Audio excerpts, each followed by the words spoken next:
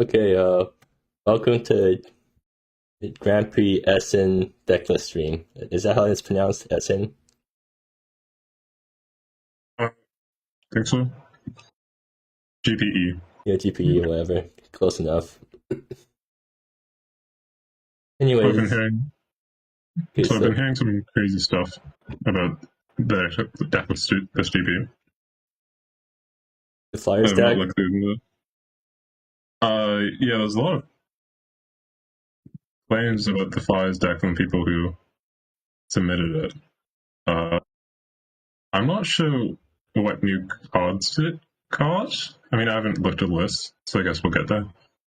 Yeah. Well, so let's start off from the top.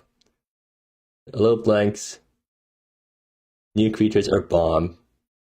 So it runs Jun, which is something that Alittleblank has mentioned about their deck. Okay, so this is a Parrot Pools list. It's Parrot Pooled, Performance of a Lifetime, Endless Helpless Souls. You know that it's going to be great just by looking at it.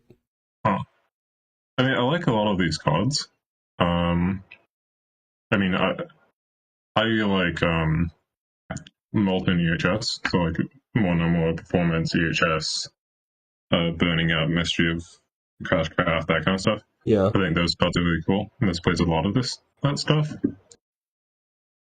And not what's you have Azon? Yeah. That's the first question I have. What is Azon doing in this list? It taps her mana, I guess. It turns her tokens into mana with your Parrot Pools or something. Yeah, I guess that's a cool combo. So you go like 10-2 Parrot Pools, 10-3 Azon, make a token, and like Azon the token, tap to cast EHS with your third land. Sounds kind of cool. Yeah. And then I guess if you have a bunch of tokens, you can coalesce EHS the next turn. I guess you actually curve EHS into EHS, right? Wait, really? Because EHS makes like 2 more tokens, then you have 4 tokens. 4 tokens in Azon. So yeah, you have 8 mana in the next turn. Oh, that's absolutely hilarious. Which is, I don't know if that's good, mind you. Okay, but what is Jun for? That's a good question. I think Jun's actually a pretty decent card, to be completely honest. But mainly for the fact that it mills 3. Oh, it does mill. I'm not sure if you're using the mill in this deck. Well, I mean, the activability is pretty cheap, so like you can just keep activating this guy. Yeah, the deck does play a lot of 4s. I mean, maybe just like play Jun on turn 2, always name Parrot Pools. Is it decent play? I guess. And I guess you're kind of limited in options for filtering, because you need to play multicolored cards. Right. Well, it's not. This deck isn't actually playing Unquenched Greed. It's just playing Monkey Shines. Yeah. I guess Unquenched Greed is too much card disadvantage to run. Yeah, I'm not sure how I feel about this list. Oh, wait, why is it playing Unjust Sentence over, like, anything else? It's a multicolored card. It's one mana multicolored card to activate Parrot Pools. That doesn't give you card at disadvantage, I guess. And it's also face burn because apparently this is also a burn deck. Yeah, like I like a lot of these cards. I mean, Sinkhole's obviously really good, Bounty's really good, Soul Flare's really good, Monkey Shines, One No More, EHS, Parrot Pools, Performance, Azon. These are all like really good cards. I don't know if they're actually interacting that well, because I don't know how much you need the mana from Azon. If you don't have like Parrot Pools, Performance is a bit weird because it's not multicolored. Right. Like it's a bit hard to use the second mode, which I guess is fine. And you're a bit light on 1-drop, so you do have One No More to get it back. Oh. I mean, you're usually using One No More to ramp, right?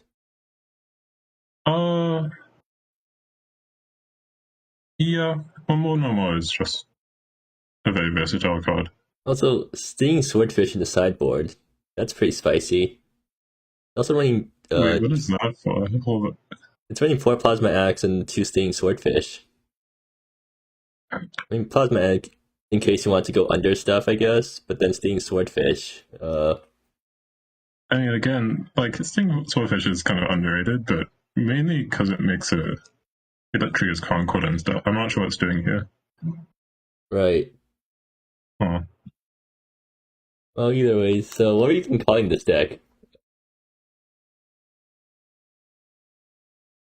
I guess the important cards are... It's on pair pools? Endless Helpless Souls. I was thinking pools and performance.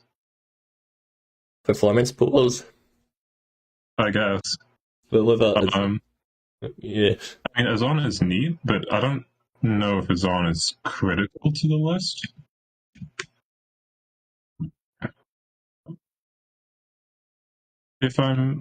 Unless I'm missing something. Like, you don't have a lot of creatures to tap for Azon. Like, you don't even really want to tap June, because his activated ability is pretty cheap. So you're really reliant on his parrot pools to make these creatures. And if you have parrot pools out, you're already kind of happy, I think. I guess. Oh, someone's in chat saying stuff. Azon pools? Azon pools? Yeah. Sure, I'll call it Azon pools. Yeah, I could definitely see a build of this that, like, relies more on Azon. Like, Endless Helpless Souls having Coalesce is, I think, really relevant with Azon. I think really what you want to be doing with Azon is having, like, the cheap spells to convoke early, and then having some expensive spells that also have a really good mode. Like, Pan is an example of a good card with Azon, because you can convoke at the tail. Pan also convokes. Performance pools? Azon pools? Yeah. I guess we'll call it performance pools then. I could see a couple ways. I'm not really sure how the deck ends up playing. Okay, so anyways, this thing's extremely spicy, I feel like, so I'm gonna give it 5 chili peppers. It's running John, so, like, yeah. I think I'm gonna just assume that this deck works because it's playing good cards. To be honest. I mean, I'm not entirely on board with all the choices, but they all make enough sense that I'm okay with it. And, like, Pet Pools is a really strong card. A lot of decks just don't have an answer to it. Right. The decks that do have an answer to it, this deck does not want to face. But I think I'll give it a 6. Wait, do I not have edit privileges? Oh, let me give you edit privileges then.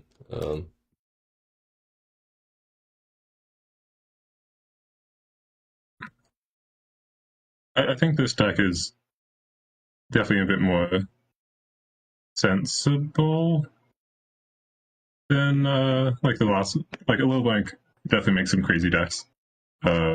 Yeah. I like it a lot more than the Lysandra combo deck that needed a ton of resources and worked kind of. But I mean, it worked for one of the games that I commentated, and then I think they just gave up during the last round or something. Yeah, I'm not sure. But I think this deck is, even if there's a couple weird cards, it's pretty decently built. Like, seeing Swordfish, no idea what that's for. June is a bit weird. A couple other weird cards, but I think it overall should work. Right. So moving on to the next list, we have Astimageon on Modify. It's also red, so blue-red flyers, I guess. I'm presuming this is not the deck that 3 people on. I think that wasn't that one mono blue. Yeah, but, like, I'm pretty sure this is never mind, it's 3 colors? With Byron's Gambit in the sideboard. Wait, excuse me? Okay. So you have... So Phantasm Owl is, I think, the key card here. As always. Is a really scary card. I think this is Owl's really the reason you're building flyers in the first place. You're just going Owl into 2 more flyers is not really nice. Yeah. Mass doubles it up, which is kind of nice. Let's see, you have Ice Spy Informant. Aren't there just better versions of Ice Spy Informant? There's Fairy Infiltration, which is instant and scry 2, but it only makes a token. So, is there in this deck? I don't think so. I guess you lose to like bounce or something. Yeah. And that seems kind of minor. And you're already losing to bounce because you're playing Illusionized Steed, Rokai. Right. It's also not running the Parrot. What was it called again? The Parrot? Let me see. Oh, a Chattering Parrot. Is that the looting but doesn't loot guy? Yeah. So, wait, so what? Okay, I think the important thing is what is this splashing for? It's on 4 colors. Well, someone's Byron's Gambit. Someone's in chat saying something. It's for Al and the 2-mana Lord. Are they talking about Master of Masks? Oh yeah, Master Mask doubling up Forerunning Guardian is kind of cool as well. Right. I presume there's not other flying lords that are also creatures. Color sent. Does that work? I don't think it. Don't believe so. It's not a creature. I don't know what happens. You can turn it into a creature. I don't know if backend is a copyable property. Well, you can cast it. As a non-backend copy. Well, no, it becomes a creature, so you can cast Master of Mask copying it, and even if it doesn't enter as a creature, you're still getting a second copy of it, or at least a buff. So yeah. So it's splashing. This deck's splashing for Aerial Adept, which is double white, which is I don't know how much I like this. It's also not running that many gold lands. It's only running 4 Nebulas. Yeah. So you have Rabid Thrill and Scorch. Rabid Thrill is a really cool card. Definitely makes use of the flyers as an archetype, not having to block. At the same time, blocking is kind of a nice thing about flyers, where you can jump but they can't. Right. And it does kind of take that away. Scorch is also kind of interesting. Like, I feel like you kind of just want Cosmic Sinkhole almost. I guess you're kind of all in, so I guess the reach is kind of nice. Yeah. So any way that these spells are castable, like Aerial Adept in particular, so you have max. Turn 1, you fetch 18. I mean, I guess you actually have 18 white sources. Yeah. Which isn't quite enough, but it's close. I mean, you fetch State Tundra plus. No, you have to fetch 2 State Tundras, or maybe a State Tundra plus a Nebulon's 3. So you're hitting yourself for a lot from your lands, which is actually a big problem because, I mean, these flyer type decks, especially since you're running Rabid Thrill too. Yeah, Rabid Thrill definitely looks a bit weirder when you're taking so much damage from your lands. And I guess the numbers for red are probably similar to white, right? 1 less, 2 less. Yeah, but you don't have to get double red. Yeah. Byron's Gambit is definitely a step too far. I'm not sure if this is an error or an oversight. But only having 4 sources that you need to pay life to play your life gain spells is a bit questionable. Maybe they're just so excited about not having to run stand on a sale that they forgot that they can't actually cast Byron's Gambit. Yeah, maybe just making a statement. Yeah. Guiding Light has the same thing where, assuming that it's, again, for burn and not discard stuff, I don't think you can discard stuff. Yeah, pretty much. Needing to deal so much damage to yourself to play Guiding Light is also kind of unintuitive. Yeah. It almost makes more sense to play Cosmic Sinkhole as burn hate, just fetch less painful lands. Cut Aerial Adept versus burn, or whatever. Yeah, it's also running favorable winds in sideboard, which is strictly worse than Griffin Country, right? Yeah. Probably doesn't end up mattering too much, but maybe. I assume favorable wins is versus like Shelter Ends Rage. Right. But like still, you're losing slight percentage points by running a strictly worse version of the card. That's true. Yeah, because I think a big weakness of Fires is I think that Far Wandering Guardian dies to Shelter Ends Rage. And then your whole board dies because your lord died. Right. But without Stormcall Sentinel, you're kind of a bit Shelter Ends a huge problem. Wiping your board for 2 mana. Yeah.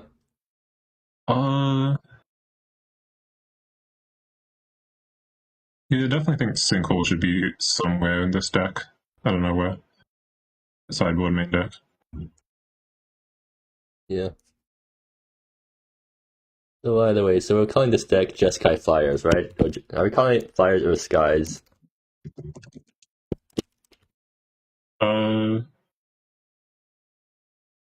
Rabid Thrill Flyers, I guess.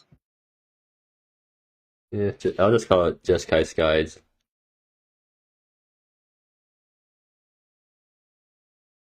Yeah, I'm not super on board with this deck. I feel like definitely the mana is a big concern. I'll give it 4 Chili Peppers because it's a step up from the Flyers deck. Like, it's not sure if it's a good thing or not, but it is different. I think I'll give this a 5. I feel like the mana is just going to be a huge problem. And Flyers, like, I'm not super big on Flyers as an archetype. I definitely don't think this deck does anything particularly neat that other decks can't do. I don't know. I'm sure we'll talk about Flyers more when the mono blue list comes out. Yeah. So, Augur is on Prowess. Seems very similar to what they're on. I think they're on the Splash GP as well. Elden Ring? What's the reference here? To Elden Ring. Yeah, but like, I mean, I haven't played the game, so like, what's the? Is it just because you're running a bunch of?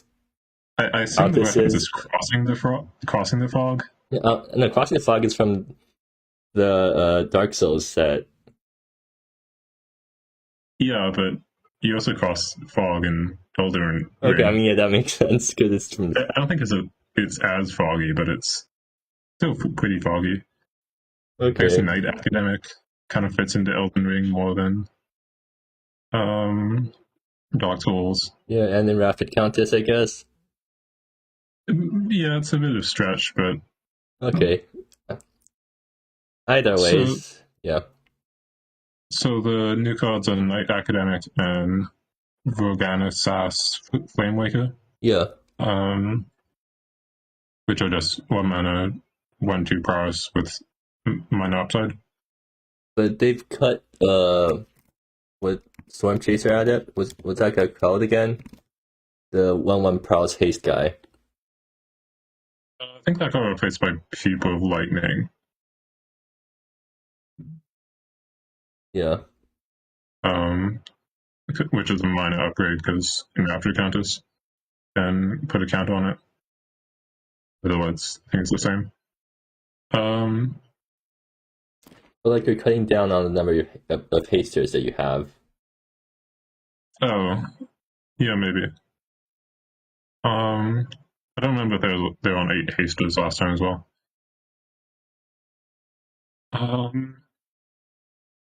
Let's see. I can't imagine Flamewaker's effect comes up too often. It's a nice upside, but nothing. I don't think it's anything major. Night Academic seems nice, but not super major as well. Yeah. And I don't think there's anything else. I think it's just kind of prowess stuff. Oh, they also cut Secret of Mysteries. Oh, wait, they put on the sideboard. Oh. But I guess you're sliding it in versus like ground decks? Yeah, blockers.deck. I can't imagine that's. I feel like the sideboard slots are worth enough that you should just play it main deck over Flamewaker or Night Academic. Maybe I'm wrong though. Inquisition, I'm still not the biggest fan of it, but clearly they like it. I think they've been playing it a couple times. Now Sunken Ambition's a good card. Massive Consignment is kind of interesting. I feel like Metal Munch is better in that slot, though.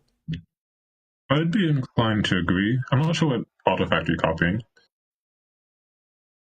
Maybe you can copy a Sealed Riftway or something. Not that it's actually good, or that you want to even do that on Sealed Riftway. I can't imagine that people are siding Sealed Riftway in versus this deck, with only Enrapture counters using the graveyard. I mean, and mana being a priority. I guess you can also copy Terraforming's Globe or something. I'm actually not sure what artifact. I guess copying Terraforming's Globe is kind of neat, because it does give you 2 spell casts. Right. So I guess that's the logic behind it. And I guess most of the time you're just using it as a 1-mana destroy artifact or something. Oh, yes. I still like Metal much more on the slot, but this is okay. Also, they've cut down to 1 Basat Charm, and they've gone up to Force Round Arm, I think. Did they run Force Round Arm in the last version? I think so. Okay, so... I'm not going to check, but I'm pretty sure. I think this is just kind of similar to what they were playing last time. I'm not super big on the sideboard. Last spell is 4 color, which is also okay. Yeah. Though, to a certain extent, I feel... yeah, I guess 4 color makes more sense in sideboard over Dispatch Charm. Yeah, okay. So, let's see, right. Blue-white prowess. Only 2 chili pepper... Actually, only 1 chili pepper this time because it's... No, wait, you did change the deck a bit, so sure, 2 chili peppers.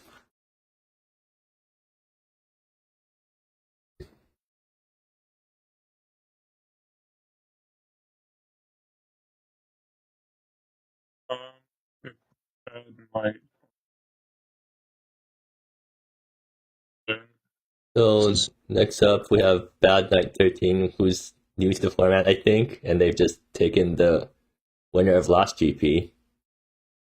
Sure. I mean, one last GP. I was definitely too harsh on this deck in last stream. I don't know if I gave it like a 5 or 5.5. I definitely still don't like this version of Burn. I think that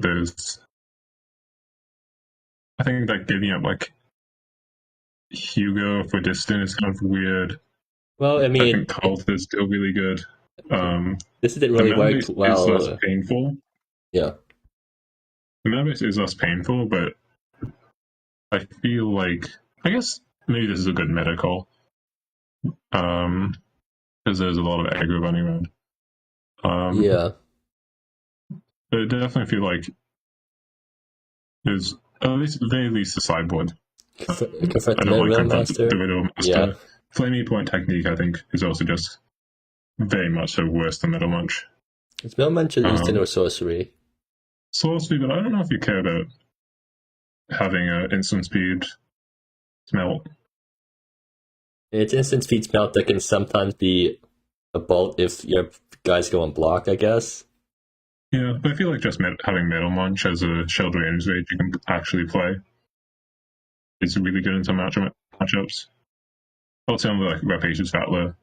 Right. I think is another sideboard card that Burn should probably be playing a lot of the time. Yeah. Definitely still not high on it, but definitely not my favorite build of Burn, but I think it's pretty solid. Red Burn, you're gonna get 1 chili pepper for just copying the last GP winner's deck. So BluesEclipse is on Riotous Theocracy, which I guess is what the deck's gonna be called now, because I have no idea what else to call this deck. Riotous? So I'm guessing this is a Riotous deck. Yeah. And then he plays 7 Forward Summoners and go to town? I guess. You have Theocracy to get more Rioters, I guess, and then Breach the Lily to get even more Rioters. What's Call of Hunger doing? Getting more Rioters. It's X or less. X or less, huh? Give Runwalker Domova to get even more Rioters. I'm surprised this deck isn't running continuous existence, but I guess that's because Theocracy needs creatures to fetch. Yeah, I think there's actually enough creatures for Theocracy. You don't actually need that heavy creature count for Theocracy.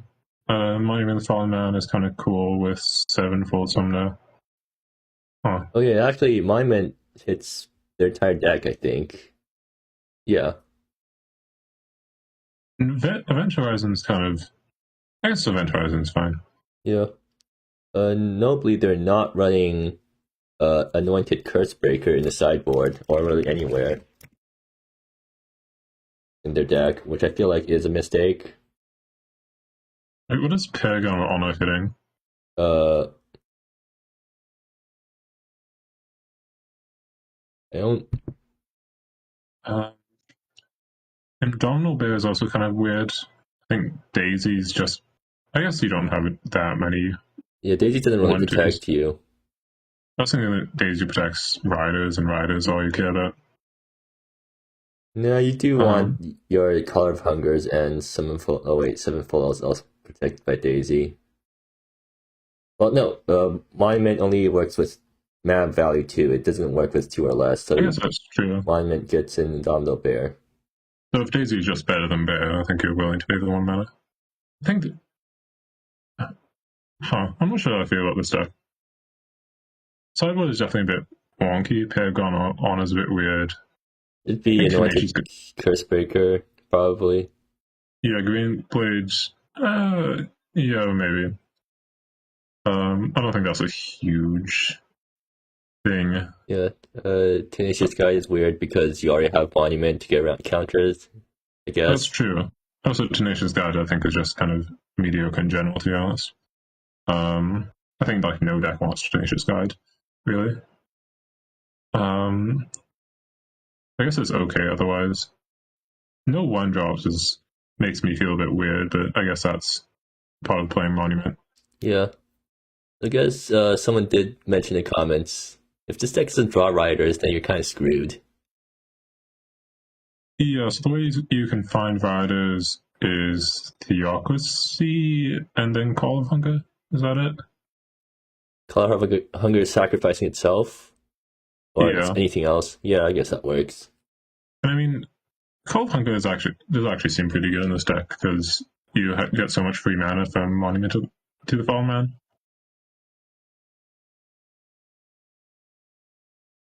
Wait, how is Gillo getting activated? They only have 6 different creatures total. Maybe they're just running it to, like, flip lands and creatures? What, they have 75% hit rate? That seems a bit questionable. They're running 3 copies of it, too, so, like, it's not like they're just running it because... Yeah, I wouldn't mind, like, 1 copy just to like, as a thing to fetch with Call of Hunger. I guess it gets tramp bonus, so if the board stalls, then and you have a bunch of guys out, you can use it to get through. But you need 5 of your 6 different creatures. Like... Color of Hunger gets them, I guess. That's... I guess that's true. Yeah, I guess the next thing to compare this to is this ever better than Ninjas? It's playing a lot of kind of gimmicky cards, Value Engine, Monument. Riders are way bigger than the Ninjas, at least. They grow a lot more. That's true. The Ninjas also discard lock, so... And the only way to get multiple Riders out is Theocracy? I don't know. Yeah. Yeah. I mean, it does have a better late game. Yeah, Riders are really scary if you do get them going. I mean, I was playing Elves with them on the sideboard, and they do get pretty large pretty quickly. But at the same time, that was with Elves as a way to low to your deck to get Riders with like Modric's area. Right. And Loyalty and whatnot. Here, I don't know if you have enough mana to do that. Probably ends up being alright. Yeah. Some decks definitely can't deal with Riders in general, so. Oh yeah, Riders, Theocracy. I'm gonna get 5 chili peppers because that thing's really spicy.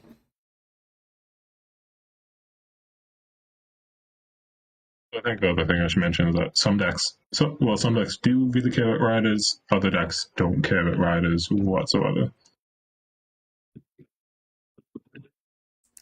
I mean, eventually people still have to care about 2 mana 8/9s, but yeah. Yeah, but that's quite a bit of ways away. Anyways, Apex Clerics. Yeah, so we decided to run back Clerics again. Well, they this got time some. Zakar. They got some pretty good cards from the new set, I guess. I think the only thing they get is Cursebreaker, isn't it? Right, but like Cursebreaker is a really good card, so that is true. Close enough. Yeah, Cursebreaker being hate and having lifelink and being clear is a pretty nice combo. Have they changed deck at all other than that? Well, they added Zaukar. Wait, I think remembering losing to Storm. Yeah. But I'm talking about the main deck. I'm pretty sure it's the same. 4 copies of all the clerics. Dark Sand Acolyte being most notable, which... Wait, actually just check these sorts of things? That would take time and effort. Toddy, getting to play main deck Toddy is really nice. I don't know how good Toddy is in this deck, but just in general, a lot of decks really hate playing against Toddy. We're making 2 jump blockers, gaining new life. Library hate is nice as well. Yeah. So Chump Dark Sand Acolyte. Yeah, it seems like the main deck's the complete same. Yeah. Yeah, so mine upgrades in sideboard. I think I gave this a 6.5 last time. I think I'll do the same. So, Black Clerics. I think there's a decent chance it performs really well, just because I think Clerics are supposed to have really good creature matchups. And there's been quite a few creature decks so far. Every deck so far has been either aggro or creatures or both. This deck's gonna wreck my deck because of token spam.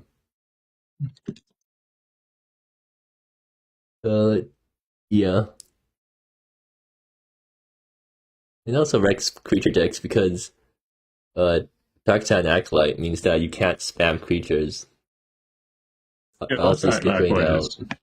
If you don't have removable, I don't know how you're beating Dark Sand Acolyte. Actually, a good point. This is why I should have sideboarded removal in my deck. But yeah. We'll get to your deck in a moment. So yeah, I'll bump it up to 7, just so I think the metagame seems pretty good for it. So we have Crush Castles on Crazy Train again. Tormenting Train. So I'm from chat. Why is seeing damage Toddy? I think why is probably on don't like seeing Toddy, but Toddy's why not that great in flyers just because you don't have the chump blockers. I think Soldiers is really bad into Toddy. Might be what you're remembering. Like Toddy, of course, is good into any aggro deck, just like +2 gain life. But Soldiers, I think, has a particular problem with Toddy just because Chevalier's Lance doesn't give trample. Would be nuts if it did, even more than now. So Toddy +1 make 2 blockers, chumps 2 Chevalier's Lances, which I think Soldiers has a really hard time dealing with. Back to Crazy Train. Crazy Train with Architect of Calamity and Valinor. It's playing Crazy Train, except this time the win condition is Gutter Snipes. And Valinor and Unleash the Dragon. Valinor is a Gutter Snipe, technically. That's true. So, I've never been big on Crazy Train, and I'm even less big on Crazy Train when you need to play 11 win conditions in your combo deck. Maybe you can just play out the creatures normally and then just do stuff normally, and then sometimes it just gets there because you are playing a bunch of spells. Well, I think they cut a bunch of cantrips in order to Wait, did they? fit them in, right? Because weren't they playing like the dice card? There's a couple of the artifact cantrips, so I think they were playing. Well, what did like look up what they were doing last? Yeah.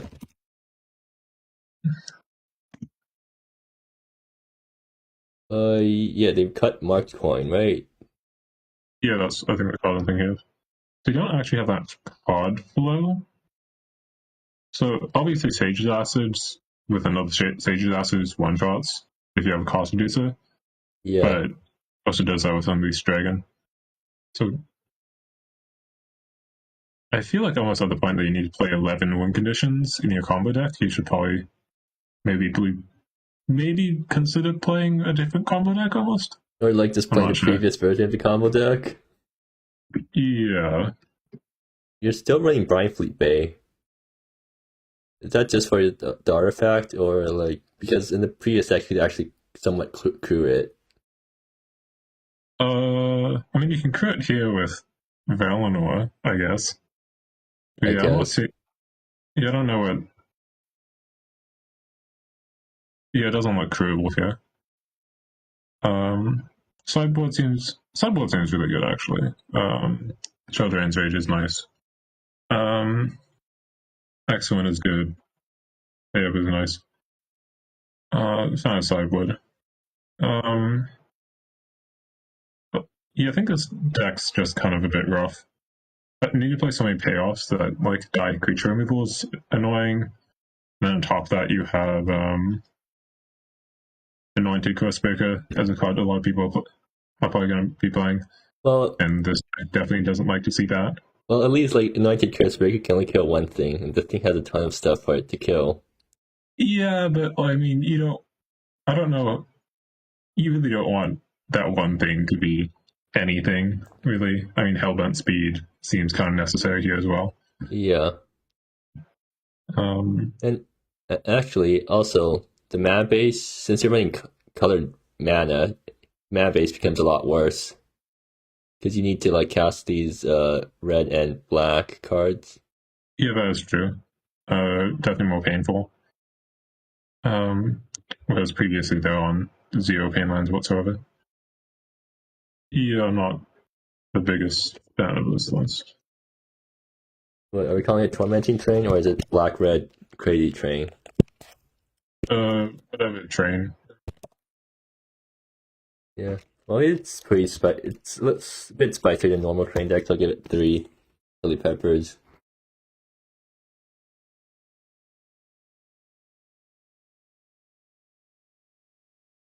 We have Dork and Stress on. Oh, it's Ramp. It's Jund Ramp, I think. Or is it just Jund? I think it's just Jund. It's just kind of staple Jund. Most like Shieldbreaker is kind of interesting. I still think it's worse than Infectious Ego, which they're not running. I am inclined to agree. I think there's a lot of ways to get out of Shieldbreaker's ability. I mean, shifting lands being the most painful for the Shieldbreaker player. Right. Fetches work too, of course. I don't think this deck can really leverage the damage that well without like none of the elite creatures really attack that well.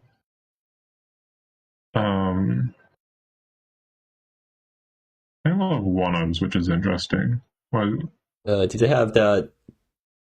I mean, it would make more sense if they had Tally's Council, if they had a bunch of one-ups, but at the same time, they can't. Be interesting, yeah. Oh, they have Zhaomao. Yeah. But they only have one Zhaomao, so... They only have one Xiaomao, so... Xiaomao? Xiaomao, I guess, if you don't want to pronounce it. Yeah. Panda Maker. Sure. So I'm not showing the amount of one-ofs here. I mean, I guess it's just kind of solidness in general. I mean, you're playing solid cards. These are all cards that I've seen play. I think that's the exception of Chumbeque. This deck has done reasonably well in the past. Rod in the sideboard is really nice. Does hit yourself, but hits other decks more. Yeah. Cassie's Boot, just another nice sideboard card. Just like really solid cards in general. I don't think there's a single card in this list that you say, oh yeah, that card's absolutely garbage to enable synergies. But does it not have life gain in the deck? Or I guess Solar Flare is good enough. Yeah, Solar Flare, they get Sacrificial Bull as well. They don't have to run Brian's Gambit or stand on level. Yeah, Lucian also has both life gain on the +1 animation and the -3 Astimageon to Dove on randomly and each 2 randomly. Yeah. Shieldbreaker is not another advantage Infectious Eco has. Oh yeah. Yeah. Jund. I'm gonna give 2 chili peppers because it's Jund.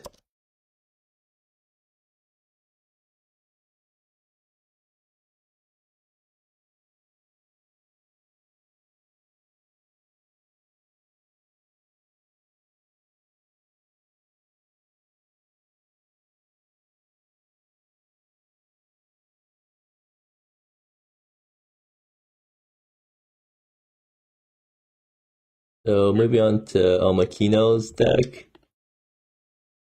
I wouldn't tell, but not 4 color. So Which colors is it? It's black, red. I mean, it's green, black. Yeah, black, green. Show and tell, I guess.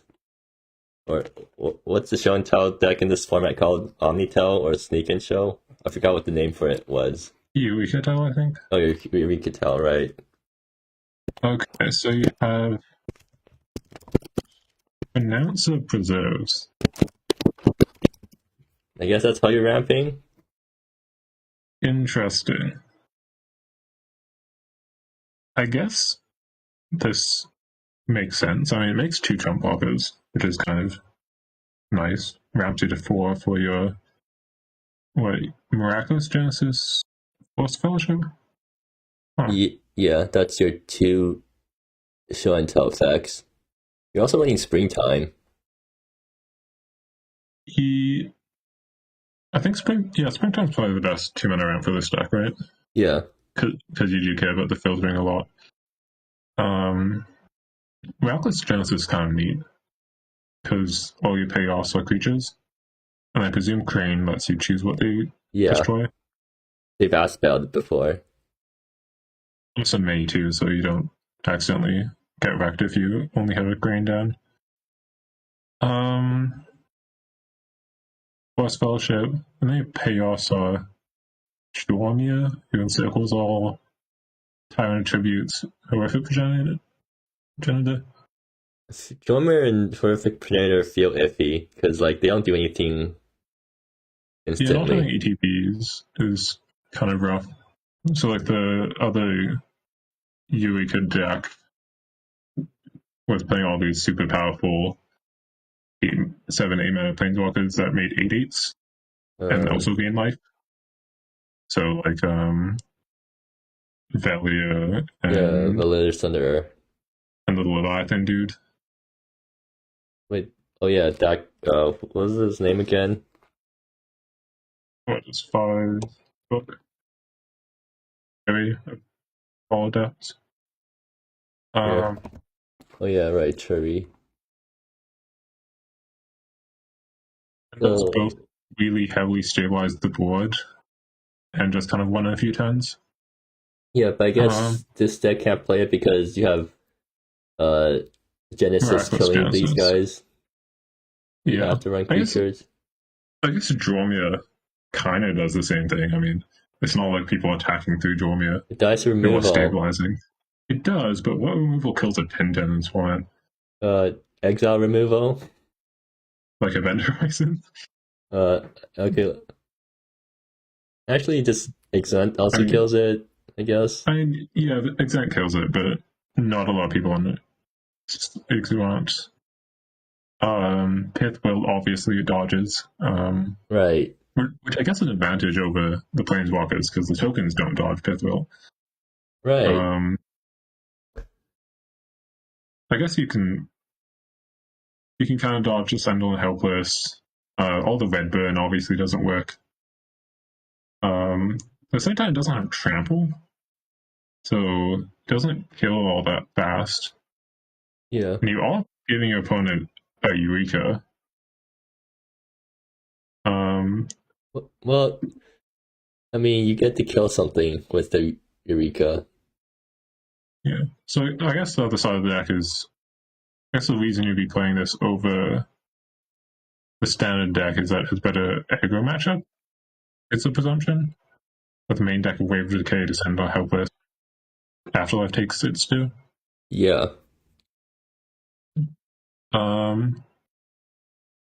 I think that ends up giving you a really good aggro matchup, right? And also preserves also gives you 2 chump blockers.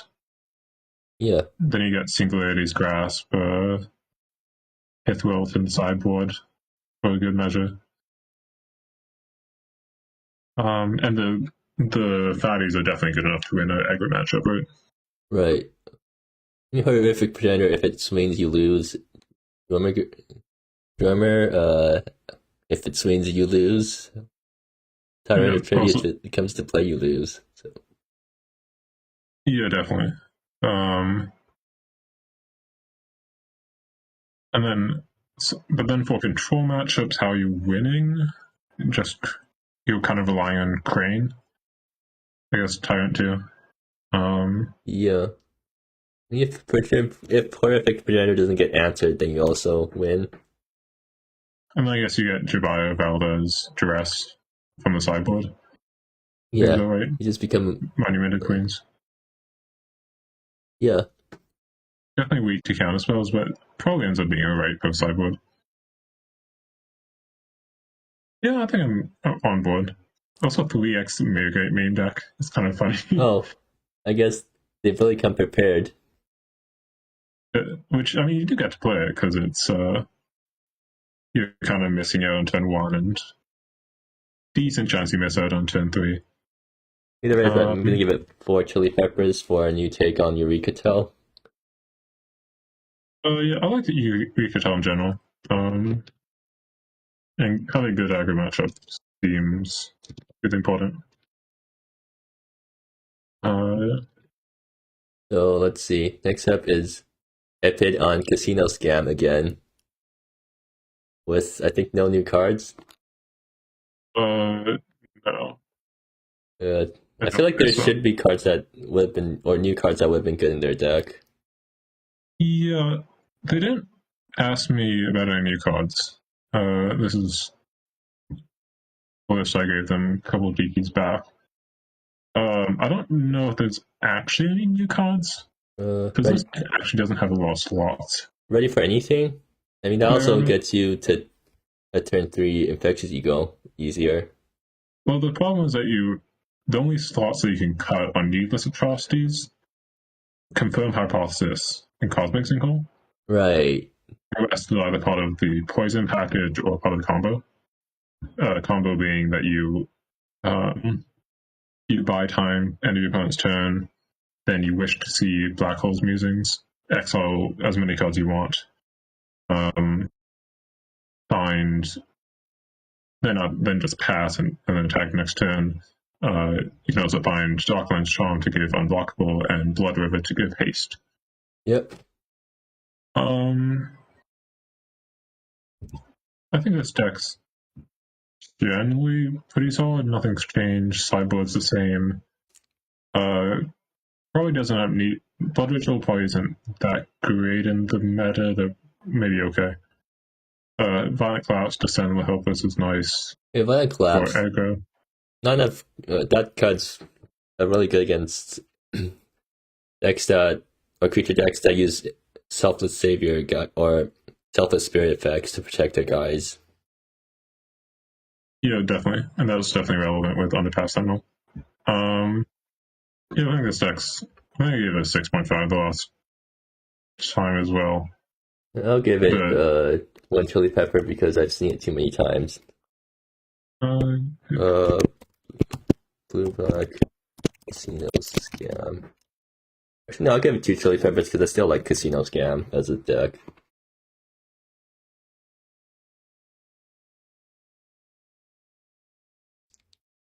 So anyways, are we ready for the next deck? Because we're getting to the thing that everyone's talking about. Cannahawk, ulti Cannahawk. So we have Phantasmal Owl, as expected, Shouting Pit. That's the card they've been talking about. Loots, Anya, Rokai, Tau, Guardian, Orichi? I guess it dodges removal. I mean, LPS. I feel like Orichi's just a 2-1 flash flyer. Yeah, but I mean, that's not really what you want to be. Dodging removal is nice, though. Right. Lofty to now. Social graces. They're really talking about social graces. Yeah. In format feedback. Okay, so things that stand out to me, Title Spite. Title Spite's an amazing card. I think this card's massively underplayed. Well, you do need like guys that you can tap for it. Yeah, so basically it's an unsummon that you can copy by like tapping your enchantments or your legendary permanents. Oh wait, right, it works with enchantments too. Okay, I didn't realize that. Yeah, so very notably like Tameo, 3-mana Tameo, you can go Tameo +1 on top of land, Title Spite, tap Tameo, as an example. Stabilize the board entirely, you have Planeswalk in play, really happy. This deck has Tau, Oichi, Rokai, Panya, Phantasmal Owl, Strongclaw Sentinel to trigger it. Okay. Actually, in comments they say that Reach is for Title Spite density. Okay. I feel like I'd like just more Lord Rokai's. But sure. Oichi's kind of nice, regardless. So I think Title Spite's an amazing card. Definitely. Actually, so Flyers has been played in the past. So I think I probably want to just bring up Flyers list. Which list? I remember what? Give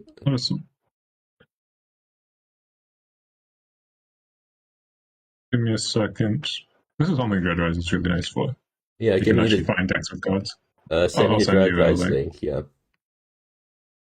So yeah, it's gynoidpoet poet on Flyers. That was a while ago, jeez. 8 months ago. Ooh, 8 months ago. So yeah, I remember this. Yeah, so the reason I remember this is because I think I had some silly curve turn 1 pounding hero, turn 2 doubled Idyllic Odyssey, Cinder Blade, and a 1 on turn 2. But yeah. Second game was closer, but that was the reason it stood out to me.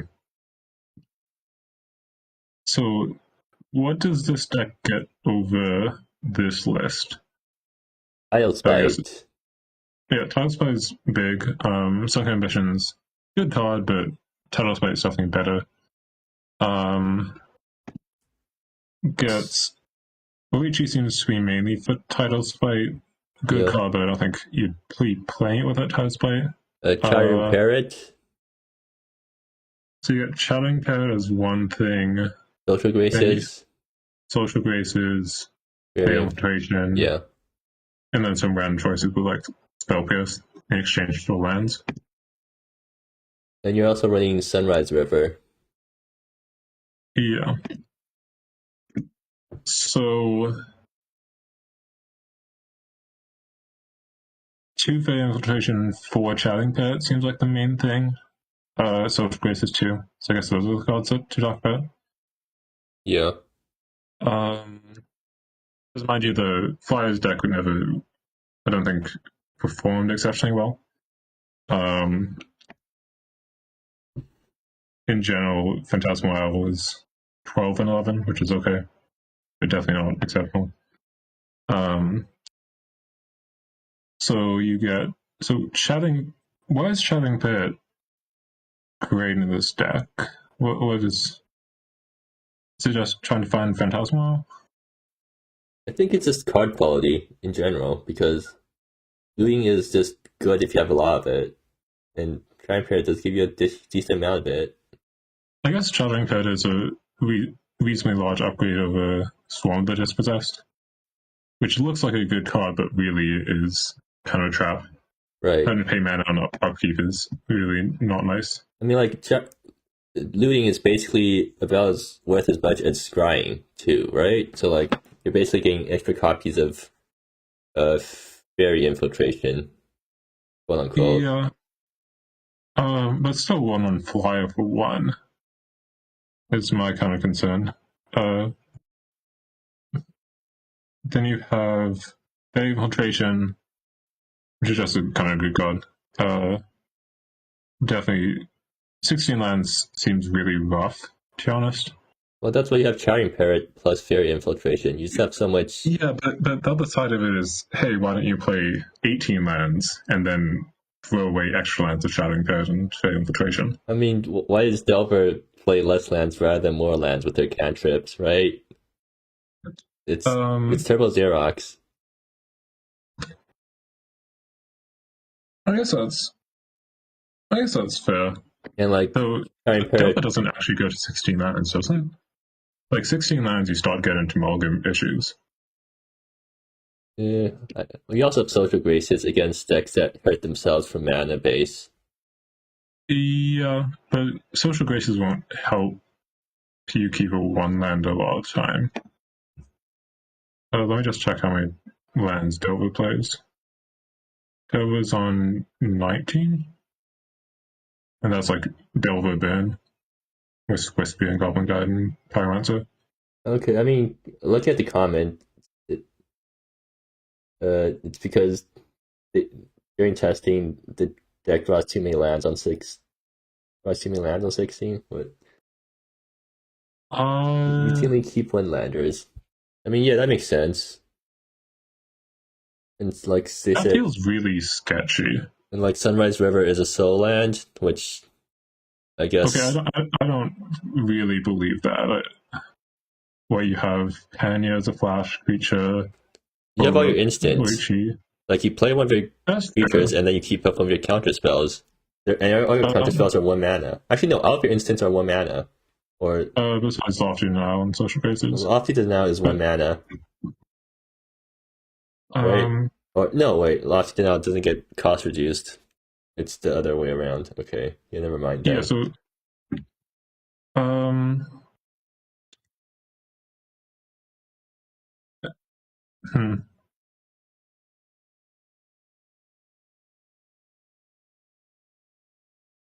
My problem with that kind of logic of keeping 1 land is that you're playing Strongcall Sentinel, and you're playing Tanya, and you're playing Chattering Pit. I mean, Chattering Pit makes sense if you keep a 1-lander, because you can try to loot into lands, and then if it dies, you can try to loot again. Yeah, but the thing is that if you don't hit your 2nd land, you just lose, right? Like, there's no way this deck can win on 1 mana. Well, you're not completely screwed, because you can still keep going by playing your 1-drops or playing your 1-mana counter spells, and then until you find your 2nd land. Yeah, but I don't think this is a good enough aggro deck. And then there's also you can just sit on 1 land. Crossing the Fog. Like if you play a 1-drop Flyers and then next time you play Crossing the Fog, you can find a land that way. Is a good point, because Journey is really nice because you get to see which cards you can draw. I think just generally, I'm not sure what the problem with playing so many lands is when you have Stormcall Sentinel is like a 6 mana card, kind of. If you have extra lands, same with Pania, which are both excellent mana sinks. Will Spear too. Yeah, 4 Graces, 4 Graces, 4 Fog, 4 Parrot which means you can find lands. Yeah. Like that's about the amount of Xeroxing that Delver usually has, right? Yeah, but Delver's, I guess that Delver list didn't have good Axiom Probe. But my concern isn't that you can't find lands when you have land, it's that you mulligan poorly. Because Social Graces kind of has the Manamorphose problem, where yeah, it's free, but like it's a card not in your mulligan. Oh yeah, that is something I struggled with when I was playing the Rini or Infused decks. Where like you kind of have a question mark card in your hand, so you mulligan much worse. So usually like, I just end up bottoming the Social Graces if I have to keep a 6-card hand. Yeah, so you don't, and like you don't want to be keeping one-landers.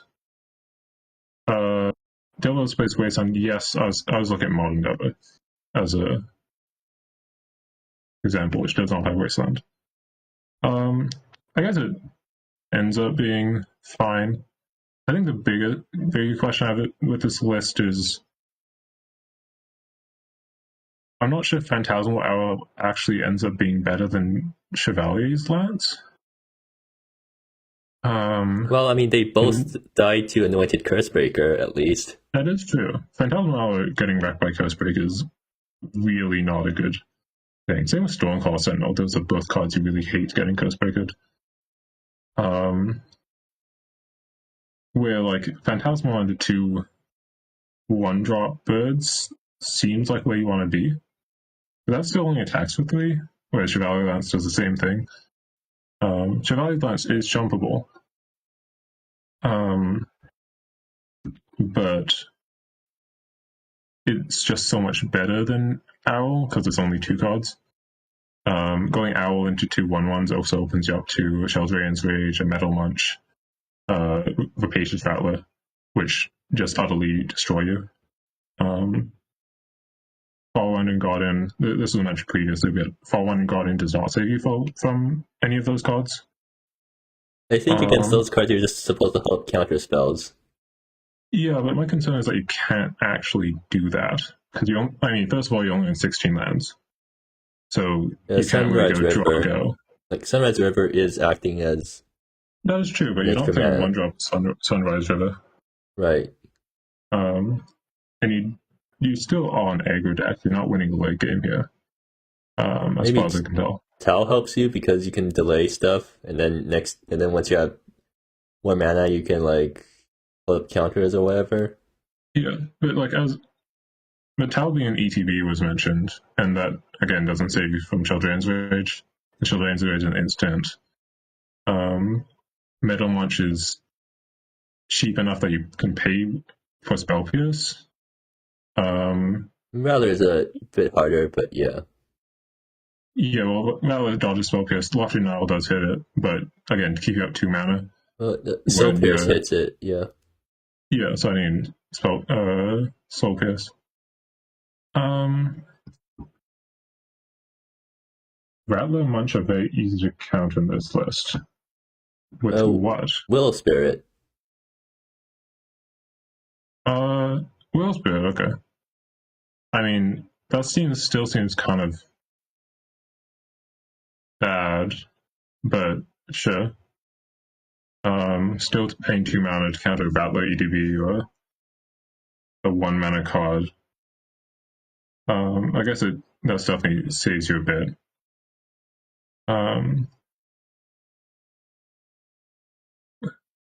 But my concern is still that you're not that fast, right? Like you're killing on turn, what, 5, 4? Probably later if you're holding up counter spells and whatnot. I feel like this is the sort of thing where we just have to see it in action to decide what happens or something. Yeah, I think there's definitely aspects of this that are very strong. I mean, Tidal Spike completely wrecks some decks. At the same time, there's a lot of stuff in this format that wrecks aggro. I mean, even just this deck being on the draw seems kind of rough in general. Where you're not countering Rattler with Lofton Nile or Will Spirit on the draw. You just don't have the mana. Especially if you have to be playing cards to find your second and third land. It seems like they said that the deck kills turn 4-ish. That's presumably with Phantasmal out, right? Probably. Because I definitely can't imagine this killing turn 4 with what? So if you go like Whale of Spirit, Far Wandering, and then like I guess Whale of Spirit 2/1/1, attack for 1, Far Wandering plus 1/1, attack for 6, 13, and then turn 4 you hit for what, 8 or so? So without Phantasmal, you're not killing on turn 4. Multiple lords. I guess you get kind of close with multiple lords. Yeah. I just don't think this. Like, again, Soldiers is another example where it's. You can just do this in Soldiers. You can just play your Cosmic Sinkhole and your Chevaliers Lance and all that kind of spells and play your Underpass Sentinels and whatnot and just have a bigger board. Granted, Soldiers is a really good deck. I'm assuming someone's playing Soldiers, right? Yeah. So, I mean, 13 plus 8 is 21, but I'm saying you go down to 13. So 1 and then 2 1-drops. So 1 9 1 1, attack for 1, 19, 2 1/1s. On this spellcast, play a Lord, you hit for 6. Right, 6. So that puts you 1 plus 6 to 13. And then you have 4 creatures. Okay, there's a first on Soldiers. But yeah, like Tidal Spite maybe ends up winning you some aggro matchups because Tidal Spite is really nasty in a race scenario. But I think this is, I'm not really seeing what makes this so great. Well, either ways, I think we spent long enough on that deck, so I'm just gonna mono blue skies, and then I'm gonna give it 4 chili peppers. Seems like an interesting development of the Flyers deck. And if it's as strong as you guys claim it is, then I definitely want to catch some games of it on camera. Anyways, moving on forward. Let's see. Is it just Legends aggro again? Looks like it. Is there any difference from last time? Let me. Tegan, I think, is the main difference. I think Bustling Marketplace as well. I guess we mentioned those guys already in our set review. Yeah, basically, mostly the same thing. I think Legends is really excellent. To be completely honest. Really? Where your card quality is just really high in general. Right, and you have better mana now that you have Bustling Marketplace, although you're only playing you need to spend 3 copies of it. Yeah, that Bustling Marketplace definitely makes your mana a lot better. But Mattia is just like Mattia also giving you kind of instant speed. Interaction helps you against Ras. Yeah. You are kind of weak. You do have the same weakness to Ras in general. But this deck can definitely get some really crazy draws. This deck definitely does kill on turn 4 basically always. Yeah. Gaolo is a way to get through it. Emma is a way to go just as a very good card advantage engine. This is definitely, if you want to find decks that Flyers would kind of theoretically be good against, this is probably one of the decks that Tidal Spite could be wrecks. But I think in general, the matchups are going to just be much better for this deck.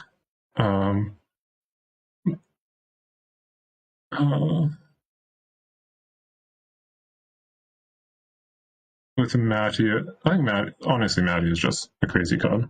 I mean, it definitely is really pushed. That's all I can say about it. Yeah, so like just going 1-drop into EOT Mattia, attack the Mattia is a 3/3, and suddenly you're already going to be dodging like a lot of the Wrath. Definitely going to outpace Sheldrain's Rage. Violent Clouds, depending on play draw. Tegan the Sphere Hawk is a nice addition. Gives you some ability to get through big creatures like Bessie's Brood. It sort of is annoying that you can't use Henley Stone mana for it, but that's pretty minor.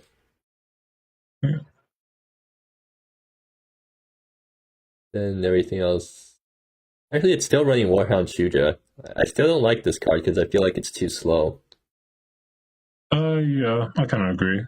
I think this play makes more sense just play more cards elsewhere.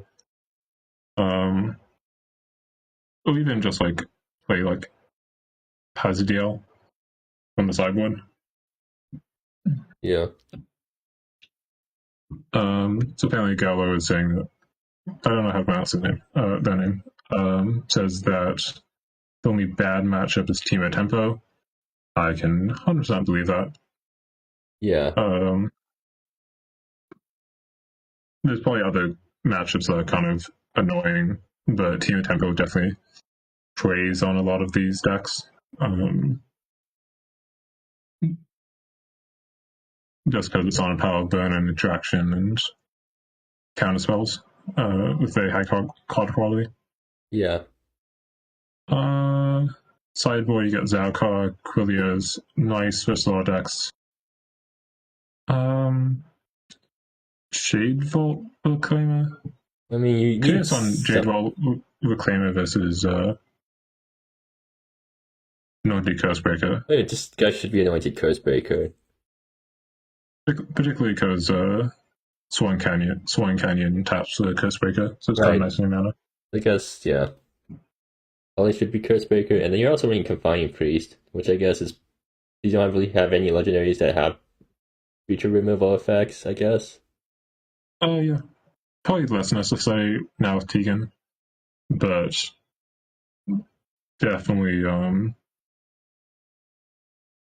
a nice card. Particularly if you can't play Bessie's Brood. I think Bessie's Brood is kind of the default answer. Yeah. Of course, kind of an innate problem with these decks is that you can't really run interaction. Tegan does help with that. But you're just kind of priced into playing all these aggressive creatures. Yeah. That is an advantage that you do have in Flyers, where you get to play interactive spells. But anyways, gaolo on Legends Aggro. I'm gonna give it I'll give it 2 chili peppers for at least adding some new cards to the deck. So from chat, Delver's on 19 lands, but Delver doesn't have Ancestral Recall with Taxstone Probe. I feel like you want to be playing more lands with Ancestral Recall. But maybe that's just me. So, and definitely 16. I think when you get down to 16, you start getting mulligan problems, which is what I'm mainly concerned about. Where you just, a lot of less hands are keepable. Like you can see you keep one-landers, but you are going to get punished for one-landers, and you are just going to straight up lose the game if you don't hit your second land. Because to keep up counter magic, you do need more than one mana. Really, definitely something like 17 or 18 starts getting into range where I'm like, okay, yeah, that's probably enough. But yeah, I think Legends is good, low on interaction, but still very powerful. okay, anyways, next up, Gynoidpoet's Hounds. Is it the exact same deck as last time? Are there any new cards? As this is to InsertName's list? Yeah. I can't imagine there'd be any new cards. Well, the main deck is the complete same, I think, except for a mana base, but like we don't really care about that. And for sideboard, it's slightly different. They're running efflorescence. Couple of random changes elsewhere, but Effervescence is the main one. Couple more solar flares. Yeah, because Solar Flare was like the deciding, because InsertName lost against Burn the last GP, and Solar Flare was the main card that was good against Burn. Yeah. So probably don't lose much from losing like Imperial Claim or Sigil Radiance. I mean, Effervescence is just Imperial Claim, but it hits more stuff and gives him permanent mana, I guess. Yeah, that's really true. It's also sorcery speed, I guess. Or is this Imperial Claim and sorcery? No, it's an instant. Okay. It doesn't matter too much. So Effervescence. Yeah. Yeah, Effervescence is just kind of a good card. It's Planeswalker, so if your opponent has a toddy out, then it's not as annoying. That's true. Though, I don't know how.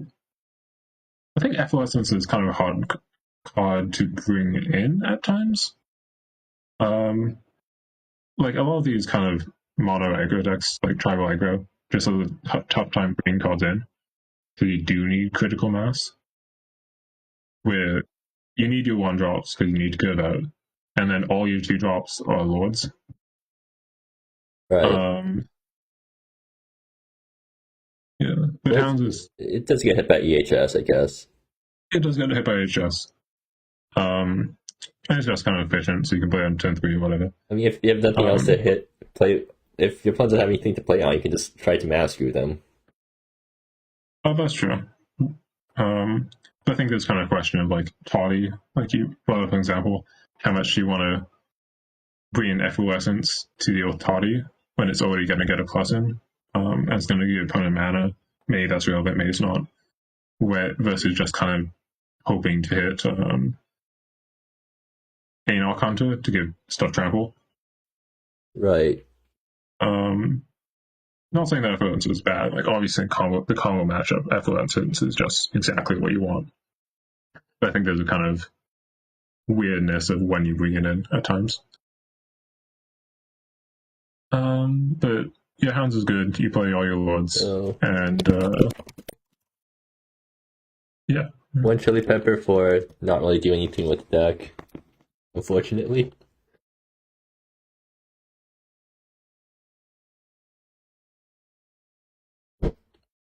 Brothers Reunion is also at its best, probably at its best in Hounds. Yeah, I agree, because you usually attack with 2 guys. But also because you get to play Fierce Combatant. So if you go turn 1 creature, turn 2 Brothers Reunion, hit Fierce Combatant, you get your second Brothers Reunion right away, which is really scary.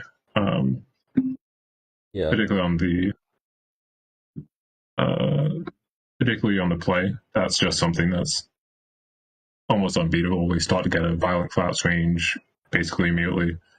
1 point removal is kind of no longer good enough.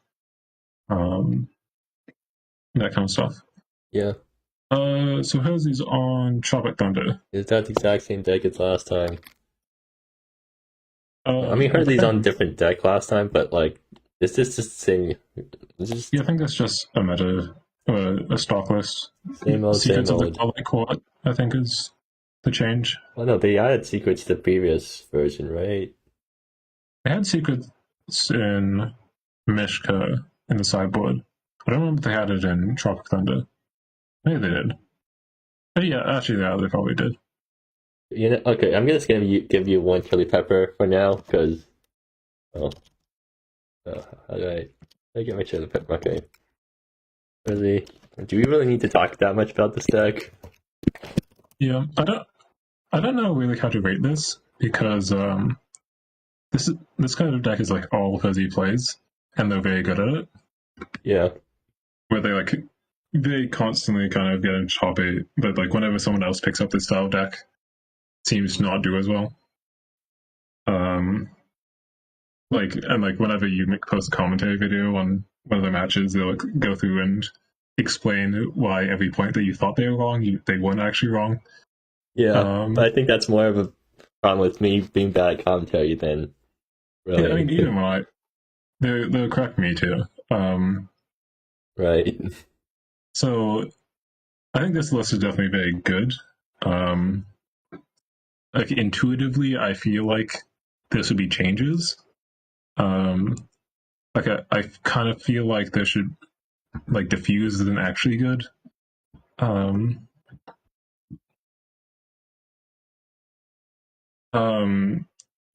Where you should just be playing Portal Fracture instead. They're also playing Spirit Script and Cash because with Spirit Script, so you might as well like get the bonus from the extra copies in the yard.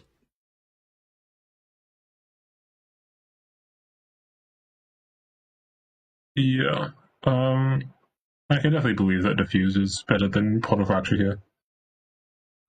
Unceasing Flames also feels kind of weird because, like, obviously Spirit Scripts works with it. At the same time, it actually makes you give up party.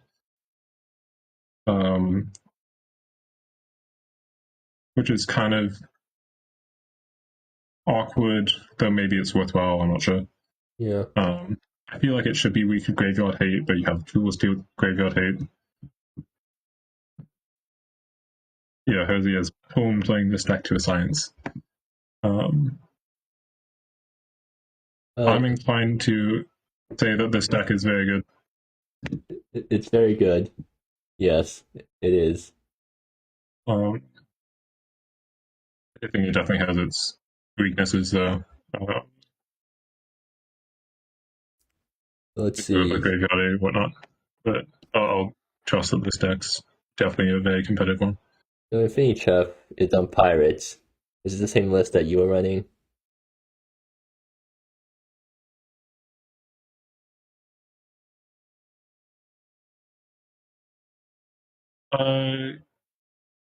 Yeah, so they changed 2 sideboard cards to be toxic, apparently.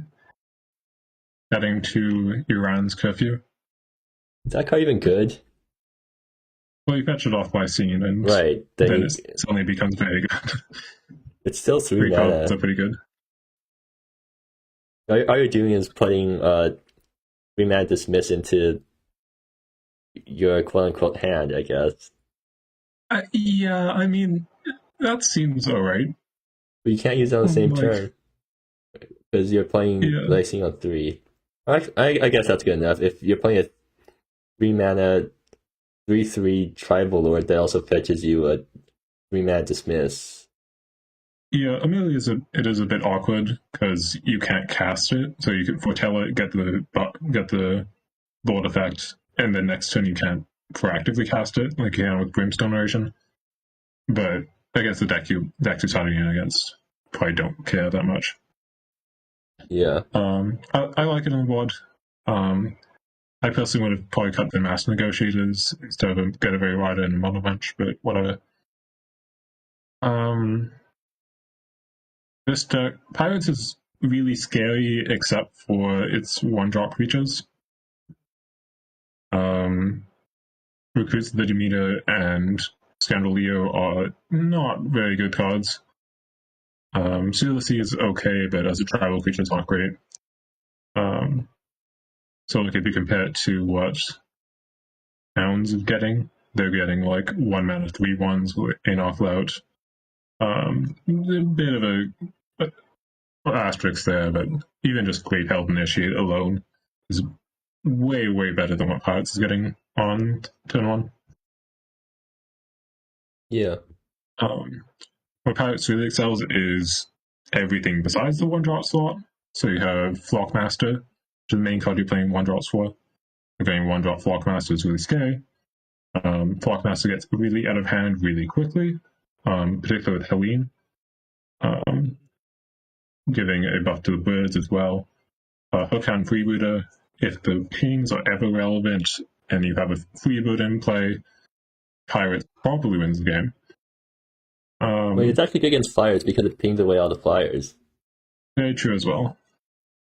Lysine, crazy card, draws a card, gets you mana with a cheating Vitel gives you unblockability, buffs your board, fetch it, like even just fetching Brimstone Generation just to get a shock, even if you don't foretell it.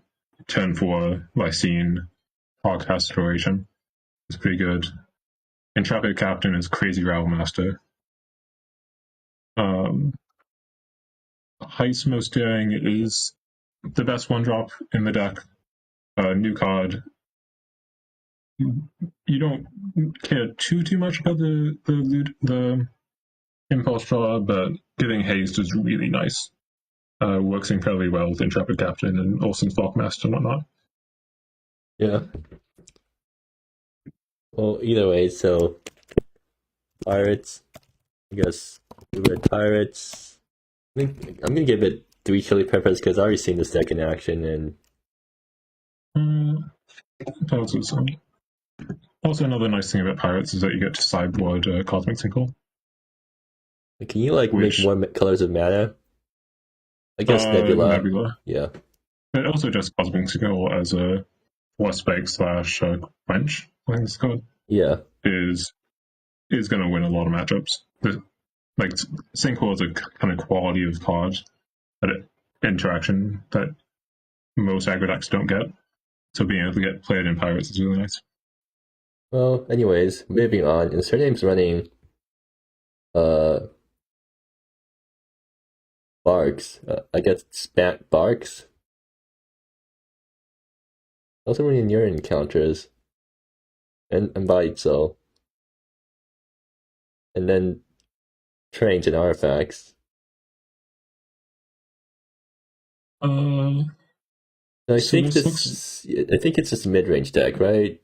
It's also running... so this looks like a spiritual successor to the quote-unquote sealed Riftway deck. No, I was gonna say Idyllic Odyssey Concord. Oh. I mean, yeah. But it also has this sealed Riftway combo. Yeah, it can definitely seal its Rift Raids, if you know what I mean. But I'm kind of remembering this because they're playing 4 Single, 4 Event Horizon, Tameo, Union Rail Strikebreakers, Embodied Soul, and there's a 2-hour game involving those cards. I need to be aware of those cards. So the big thing is that they lost Idyllic Odyssey. Oof. Yeah. And I don't know if anything that they have makes up for Idyllic Odyssey being lost. I mean, Embodied Soul also got nerfed, so there's that. Yeah, that's true as well. Where like Idyllic Odyssey gave you very fast clock for very cheap, as well as life gain. Also had good interaction with Embodied Soul, because you can put +1/+1 counter on it, and then it gives itself +1/+1 for having +1/+1 counter on it. Yeah. I mean, so the thing is that this deck's playing good cards, but just doesn't really have a clock. Does it need a clock? I think you can just win by outvaluing the opponent. I mean, can you actually stop your opponent from doing whatever the hell they want? Cosmic Sinkhole, Event Horizon. Embodied Soul? I guess. You have a bunch of Planeswalkers, you can just do stuff with those guys. Yeah, Super Friends definitely can do some work. You can just beat down with their Posey and your, like, quote-unquote sealed stuff. You definitely can, but you really don't have any velocity. Like, a lot of the Posey decks I was kind of messing around with used Log of Recluse. Get Posey down on turn 2. Right. And then Log of Recluse gives you a target for Posey. But here you're just kind of playing Posey on turn 3, and I'm not sure if you can really be posing a artifact on turn 3. I guess just making 3/3 is good. You sealed your Riftway on turn 3.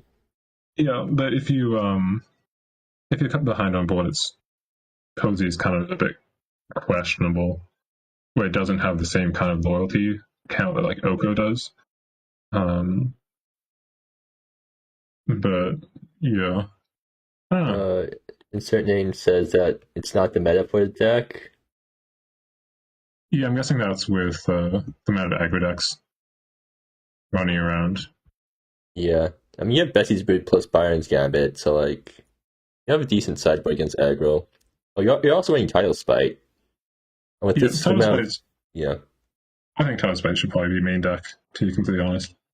What's a new encounters for, anyways? How many cards can you usually draw off this guy? Like 3, I guess. 3, maybe 4. Blocks being a 0 is kind of nice. Right. Realigns as 2. Embody Soul is 1. 3, Planeswalkers as 3. Yeah. Straight Breaker Tokens is 0. Well, either way, I guess we're calling this deck Nat Barks. And I'll give it like 4 chili peppers for bringing back sealed Riftway, because I really like decks that use sealed Riftway. Anyways, Carnation running Beer Dream side, I guess.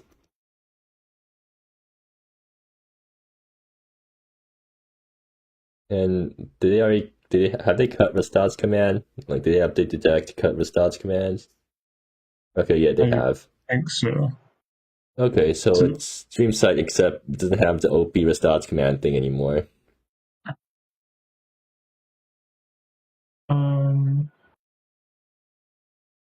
Yeah, I think the Stars command was really what made this deck kind of work. Where like it kind of runs into a similar problem now with as InsertName's deck, where you don't really have any speed in winning the game. No, you have Race Reinforcements plus Supreme Stampede. That's your combo now. Yeah, fetching that off Forgotten Legends. Yeah. I think this probably ends up being better than the previous deck, even though it has kind of similar problems with being expensive and needing and playing out so many cards to village value, just because it has a much deeper interaction speed. Yeah. I mean, it's Dream Sight.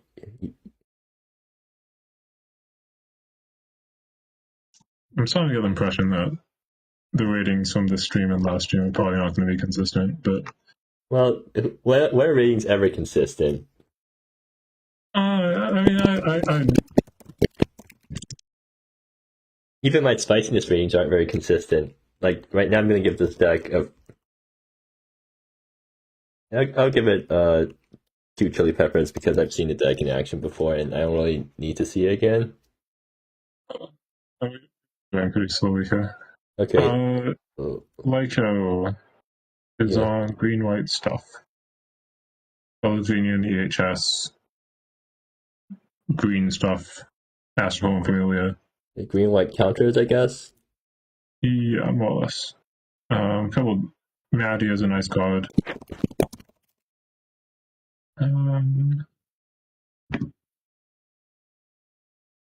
Actually,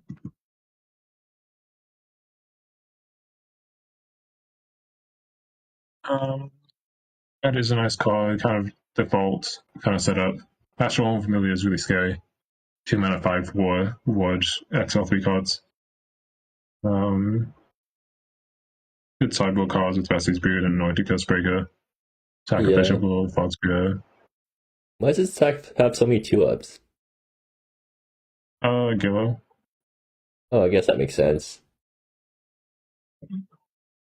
I guess it has what? 4, 5, 6, 7, 8, 9, 10, 11, 12.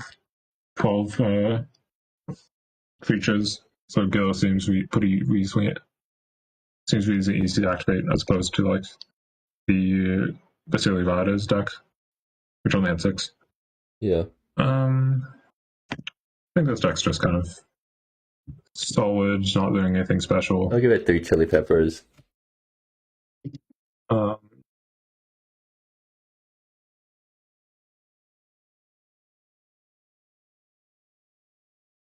see. Okay, next up, Oshni's deck, I guess. Oshni It's resubmitting Molten HS.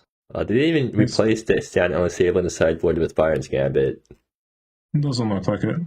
Not sure how big of a deal it is.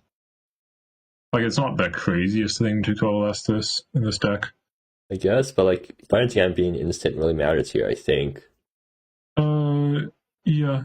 Actually, it matters here because particularly because you are more weighted towards sorceries than instants for Mystery of the Craftcraft. Yeah. That you might laugh, but that's actually a real concern. I need to make some pretty significant deck building considerations to get that in.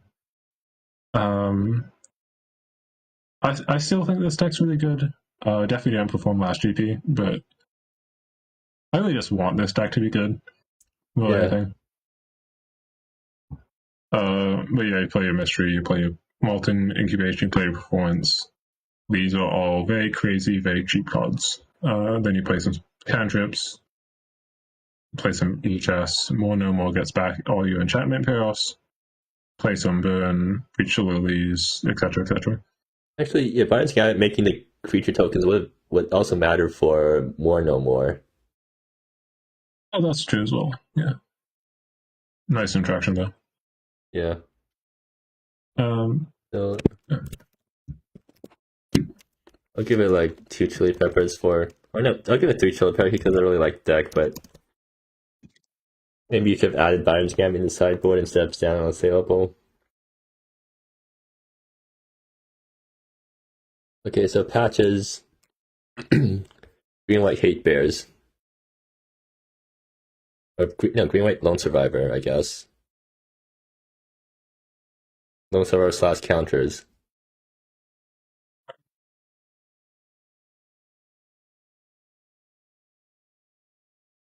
Let's see. Is there anything neat here? Caddy as the top end instead of the obviously UHS. Yeah. Or Brothers Reunion. Good sideboard cards. Cal, Fog Cure, etc. Green White Lone Survivor. I think this deck has a bit of problem winning the game. Really? I mean, look at all these guys that attack. Yeah, actually, I should rephrase that. It doesn't really have much longevity. Yeah. As a rat plus avatar. Well, Lone Survivor is a really scary card, but not playing like Brothers Reunion or HS or other kind of cards like these. Also, playing 24 lands seems a bit high. Yeah. So I guess you do have Idravir. There are 2 Idravir. I think you're a bit light on just good solid threats, like previous list playing Astral Familiar or like Mafia. Right. I think the 2 like really strong cards that just kind of help end the game quickly. No real setup like Primal Ruffian or whatever. Yeah. But at the same time, Lone Survivor is crazy. So. Well, either way, I think I'll give it 3 chili peppers. Anyways, moving up forwards, Purplemasaki's Cosmic Thunder Princess. Is that what we're calling the deck now? Yeah, I ended up adding Thunder Roads. Oh. Huh.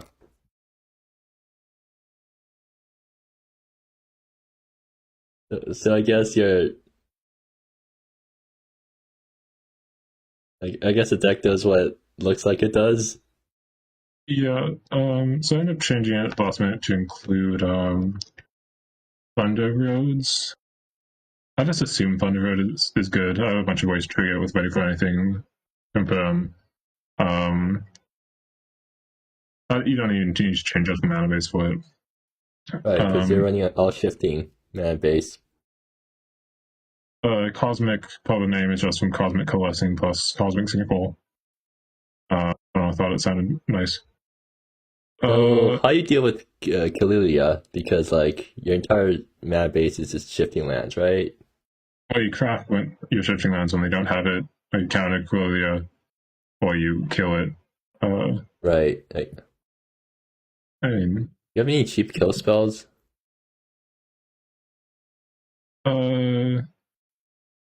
what? I mean, just like even Thunderbird's counting Princess. I mean, Right. it's not a big deal to just like not make tokens for a couple turns. Oh yeah, And like Maple avoids it. ready for anything Also, else that in makes between. tokens. That's funny. Clearly it's annoying, but I think there's enough ways to deal with it that you're kind of okay. Cosmic Coalescing for 1, dealing with it is fine too. Might be underestimated though.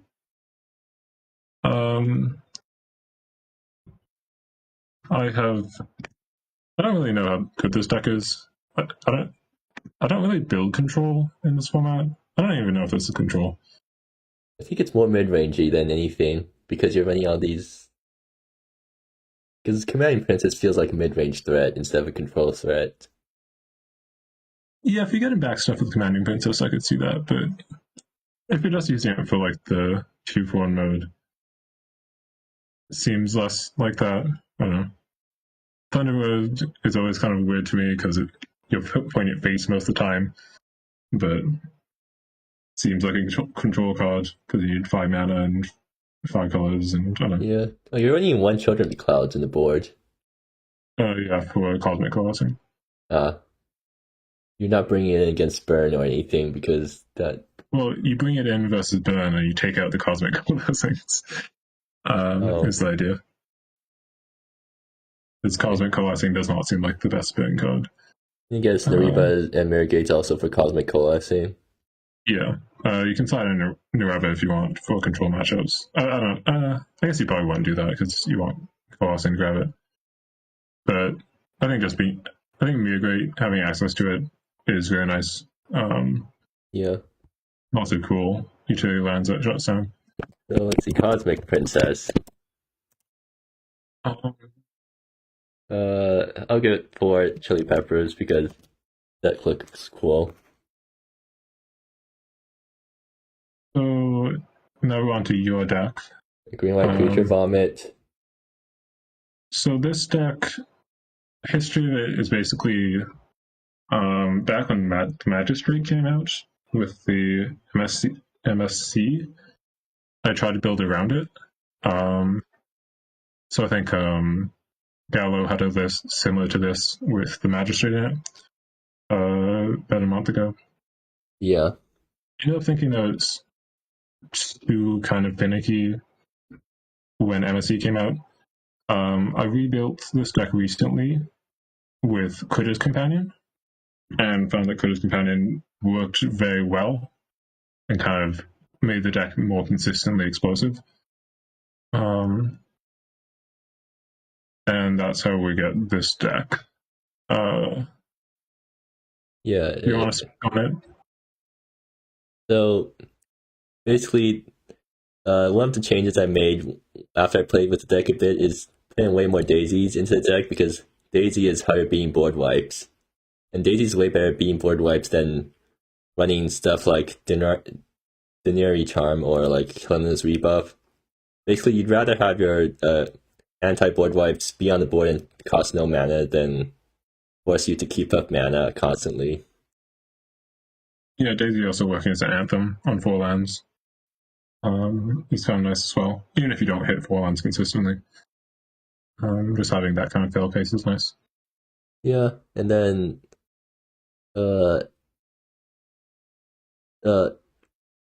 sideboard is a bit weird because basically I didn't really change the deck that much after I got it from Purplemurasaki, but I did change the sideboard up a bit because Purplemusaki's build had a bunch more Helen's rebuffs and Denary Charms as anti-board wipe, and I just took all of them out because they're just bad in this deck because you can't keep up mana. Yeah, if you're copying my list from like League or a list I give you, the chances are the sideboard is bad. Yep. And now it has Anointed Curse Breaker and Zalkur, so like It's running all of the good white sideboard cards, and then it's running all of the good green sideboard cards. So, like, yeah. Yeah, sounds good. Bion's Gambit, making tokens is kind of nice in this deck too. Big upgrade of it, like standard saleable or whatever you'd be playing instead. So this deck is just on like how it functions. You make a whole bunch of vomit creatures on the board. With Ghost Guardian, Silent Wanderer, Critter's Companion, all very good at that. Trial Reinforcement, Seathl's Child 2. You fetch MSEM really early. This deck is really hurt by Mirgate. This is why I run one Efflorescence in the sideboard. I used to run two, but then I flipped one Efflorescence off Gila while I was top decking, and I got really sad, so I cut it down to one copy because I don't want to relive that experience. Yeah, maybe a bit difficult to find your Efflorescence with only one, but definitely hurts to run a bunch of them.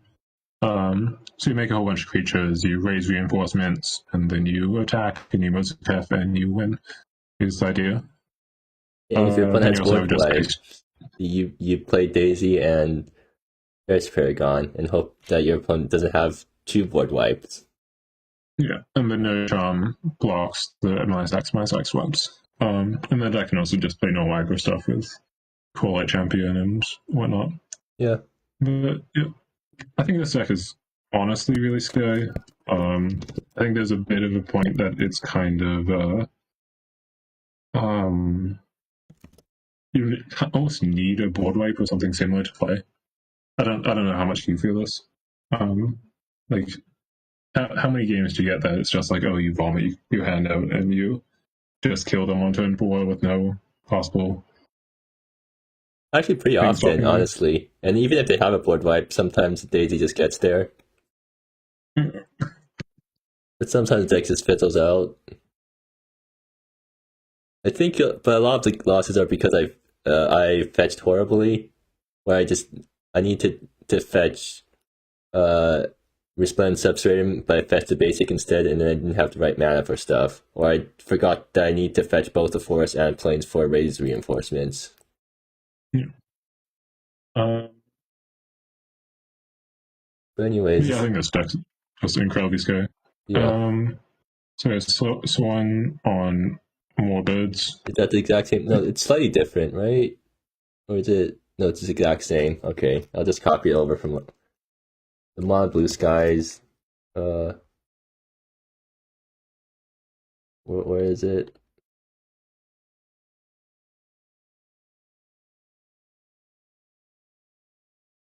Yeah, Boy Chili Peppers. Splashcat's very big red. Look at this deck. I think I played against this in League. Yeah, okay, and they added Hellfire Titan.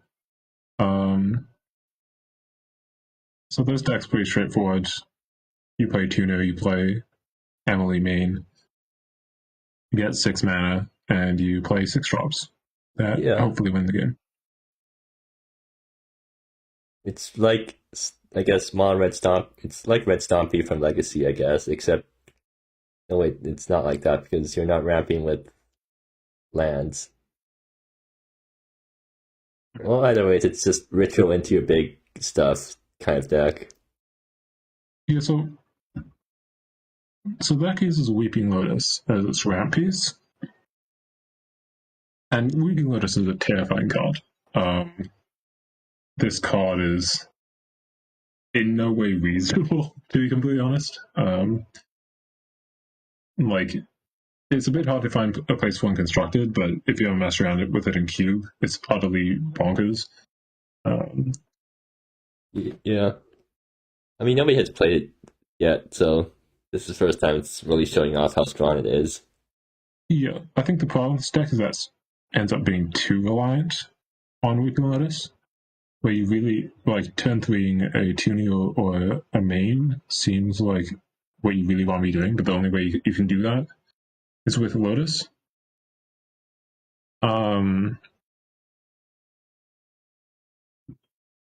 Like, I would have liked to see, like, rail lines in this deck, oddly enough.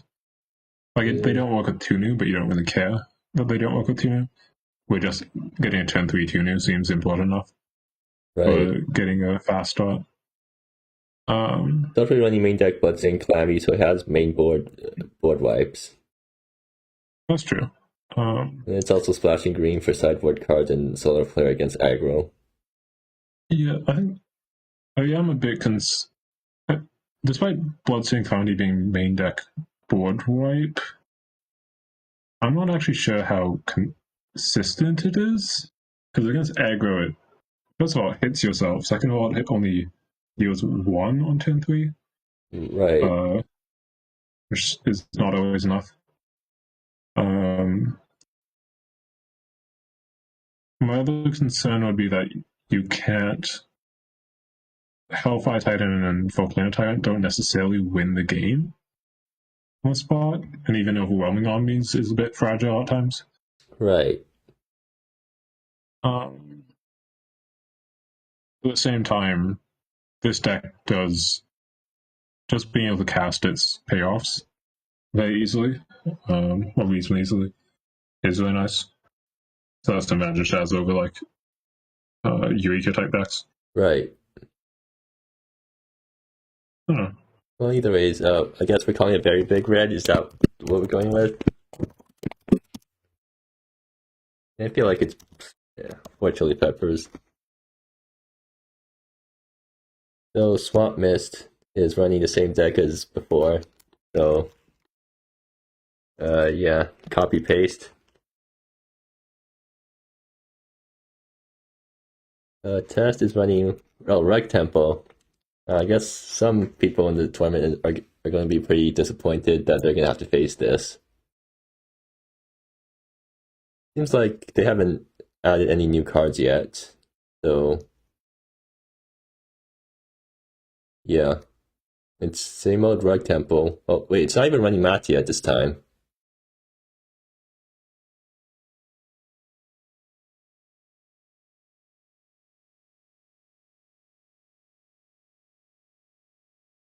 Well, it's only 3 Solar Flare, so another Corrosion, huh?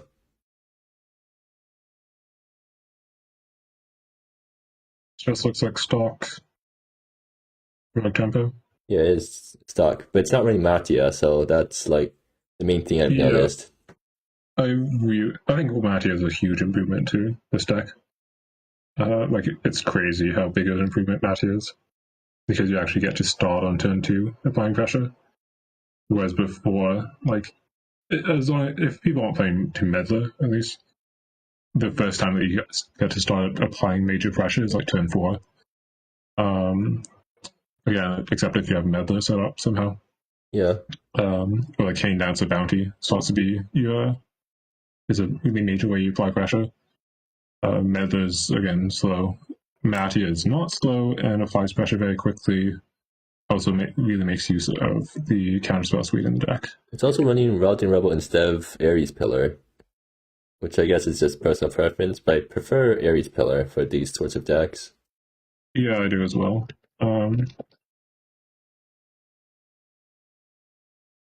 So let's see.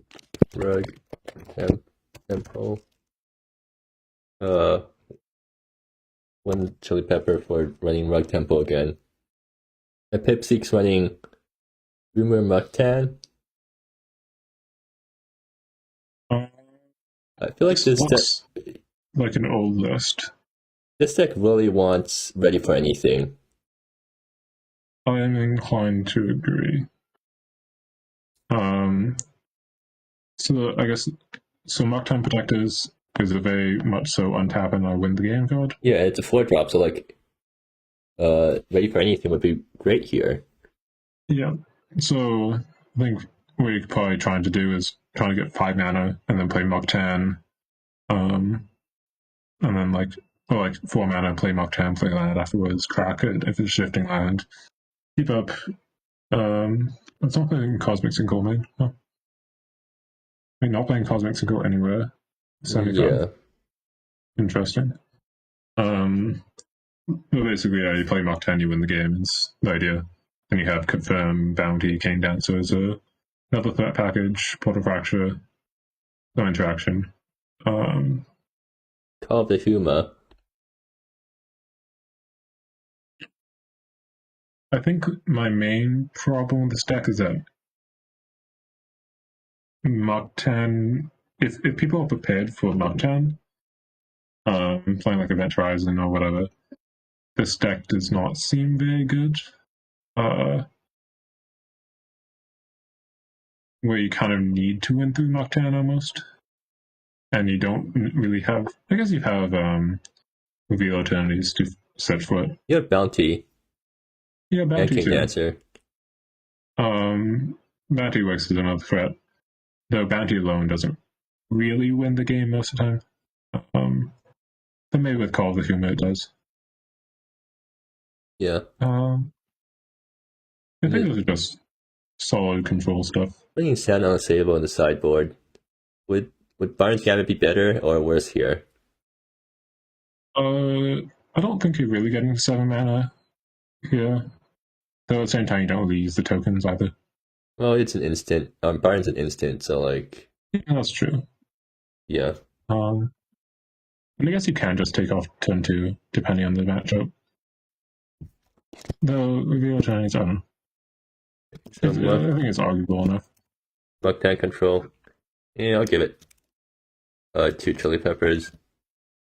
That's another thing about this deck is that Terraformer's Globe, turning a shifting land into a actual land, lets you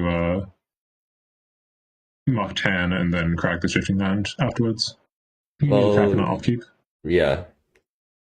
Which gets you another 3/3 on top of whatever the hell you're doing that turn with Muktan, which is pretty strong. Yeah. So here we have Soldier Knights aggro.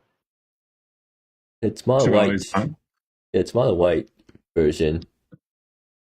Is this what they had on Decklist? Yeah, go check, I guess. Looks like it. I think it looks like they moved the Stone Vault Blade Masters to main deck. Which makes sense. I mean, they're really good if you manage to get the lance onto them. Yeah. Definitely in any creature matchup. Like, Stone Vault Blade Master obliterates anything if it has a Chevalier Lance on it. Double Spike Lifelink Vigilance on a 3/2 is nasty if you can't kill it. Okay, so what's the sideboard doing? Absolve answers Hotel, I guess. That is something that does. Oh, actually, Absolve is kind of cool because it kills adventure creatures in exile. Right. It does. Guess. It's more like a discard spell than anything because like your opponent hasn't paid for it yet. I mean, if you want to, do people play adventure creatures besides Veldas and Forge Master? Not really, right? Not really, yeah. I don't know how I feel about those all. Maybe get rid of stuff that Impulse Rods, I guess. Oh, I get rid of Anointed Cursebreakers stuff, I guess. Oh, that's cool. I feel like that's good. Yeah, I feel like that's just worse than blinking Cursebreaker in response. Yeah, I mean, you can go like turn 2 Cursebreaker, turn 3 Absolve, which is nice. Does Flyingpinata have anything else that exiles or like temporary exiles? I don't think there is in their deck. No. Okay, so and then they have more Anointed Cursebreakers because that's a good card. Asmund, Queen of Yarncaster. I guess it's a knight that has Ward 1, so it's sort of hard to I think the idea is that you side out the Stone Vault Blade Masters in matchups that they're bad in. Right. For Asmund. I'm not sure how much I like that.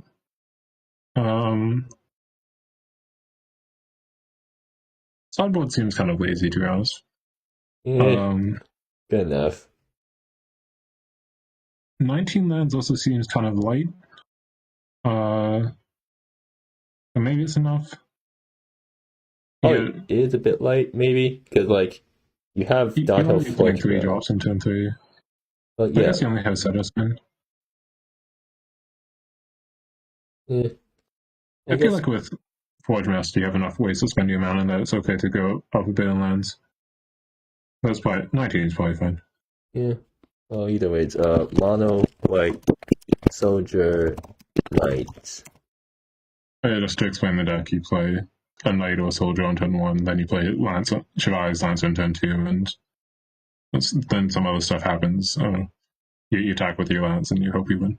You play your aura shapers to stick auras onto stuff, and then that enables Pounding Hero to swing with Double Strike, and then it also allows Underpass Sentinel to protect your guides, and then I guess stuff happens and you win. And then Soul Sound also fetches stuff, I guess. Yeah. I like this deck, so I'm gonna give it like actually no, I'm gonna give it 3 chili pep I'll give it 4 chili peppers. Wizzerinus. Last deck, Tabia Zerine. Ooh, interesting. So I think they played this. They had a Decklist submission with this. Or something similar. Yeah. I'm not so sure I'm sold on Zerine as a build round card. Seems kind of slow. And a lot of these Planeswalkers are also kind of slow. It's an interesting card, the Possibility Engine. Nothing even do. Huh. Well, I don't think it does anything. It's basically you light up the stage, but with Wanderlust. I mean, you can play it on turn 1. Yeah. But And then then you play the cards and then you sack it to your Dawson, I guess. Sure, I guess.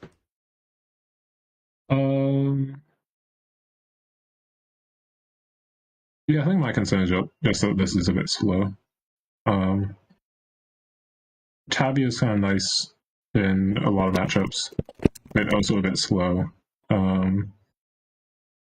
Hair Experience 2. You do have 2 Balance Collapse 3 excellent in the sideboard. But I think main deck, you're not really doing anything until turn 3. Archaeological Experience, Thunder History.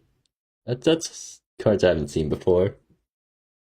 Archaeological Experience is honestly a pretty good card. I mean, kind of like a draw for 2, almost. Kind of. Sure, I guess. Yeah, I'm just a bit concerned that this ends up being just really slow, where you go like turn 2, like I could have like pay up Prying Inquiry Azun is like a good curve in this deck, but also I don't know if that's necessarily winning, especially on the draw. That seems very slow. Yeah. Where particularly because you're playing Tabia, you're kind of locked in the amount of Planeswalkers you can play, and you need a lot of Planeswalkers for Zerine's fetch ability to be good. Also makes sideboarding really annoying. Hmm? Also makes sideboarding really annoying because you have to care about number of card types. I think they've managed it okay. Maybe Sorcery's a bit overloaded. A lot of the sideboard is instant. Okay, I guess that works. Like Sealed Driftway is a free roll. Sealed Sigil Radiance is the only enchantment, so it's also good. Oh, so they actually, Experience, Seal the Tomb, Excellent. You can slide all of those in. I guess that's why they constructed a sideboard like this. Then they pick between Violent Collapse, Archaeological Expanse, and Sunder History. Right. As the last sources. So, very smart deck construction for Tabia. Yeah. But yeah, I'm just a bit concerned that, like, I think if this deck had like 3 Toddy, for example, I'd be way more on board. But again, you can't really do that because of Tabia, which not only inhibits your Planeswalkers, also inhibits your creatures. So Toddy -4 is worse.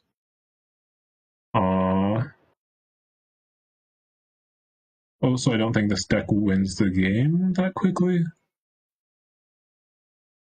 Yeah, I don't know. Yeah. Well, either ways, I'm gonna give this 5 chili peppers because really interesting deck construction. I think that's everything. That's all the decks. I should probably re-rank some of these. Yeah, I'll take you. 7. I'll take your time re-ranking them because I.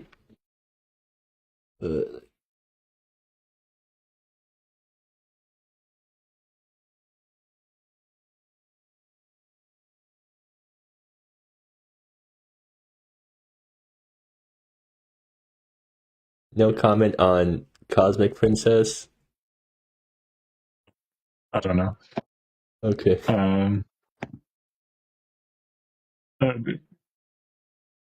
Just say something like, I think I will do well with this deck. Or,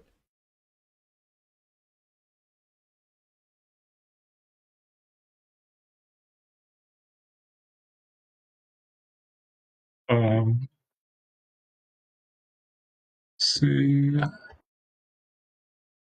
also, no comment on Muktan Control.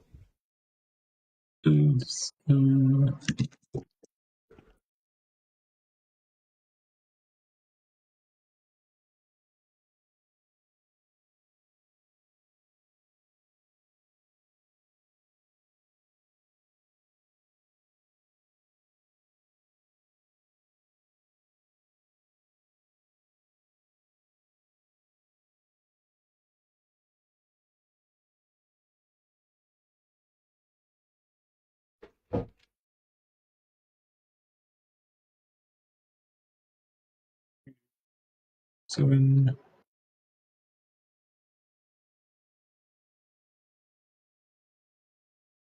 Soldiers is very good. Something we didn't answer from the chat. I don't think they've said anything else in the chat so far. What are some new cards that may make an impact? Check out our set review. I mean, so a couple of cards that we pointed out. Chevalier Lance.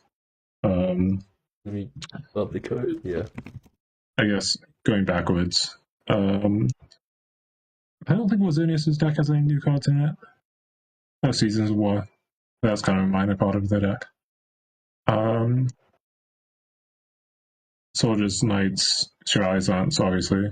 I'm just working backwards. Pipsqueak doesn't have any new cards in it, I believe. Rogue Tempo, Stock List, no new cards, not even from OTH. Oh no. The Flyers deck, Bay Infiltration and Shouting Pit are both good. Though I'm not entirely convinced they make the deck as good as the people on it are arguing it does. Definitely upgrades over the previous things that they're playing, though. Weeping Lettuce is not a new card anymore. But it's still kind of new. 3 expansions back.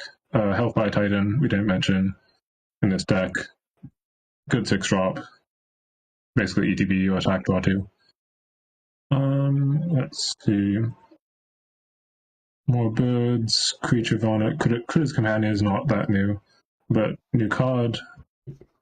Commanding Princess is kind of a card I could talk about a lot, but it has a lot of intricacies with it. You already talked about it during the set reviews. That's true. Very good defensive 4-drop. Ready for anything. Also, just very good card. The fact that they curve into each other is really nice as well. Green White Net deck. Nothing new. After a brief look. Nothing new. Molten HS. Nothing new. Brothers Souls. I'm not going to look through Dreams. I presume there's nothing new. Sure. Nothing new in InsertName's deck, I believe. Oh, Byron's Gambit and Sideboard. Yeah, Byron's Gambit, finally. Lysine and Heismo Staring and Brimstone Oration in Pirates. Also Getaway right on the sideboard.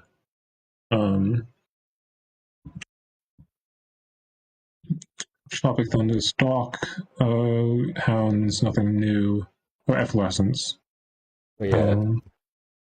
I have a card Tegan and Legends.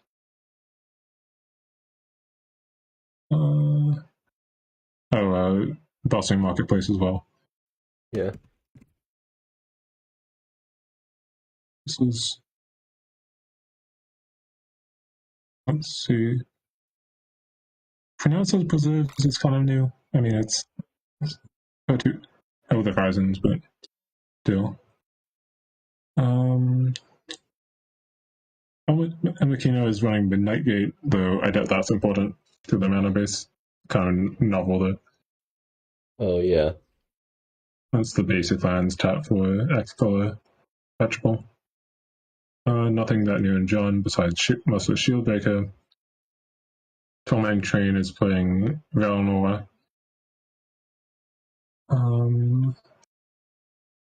Clerics, Anointed Cursebreaker.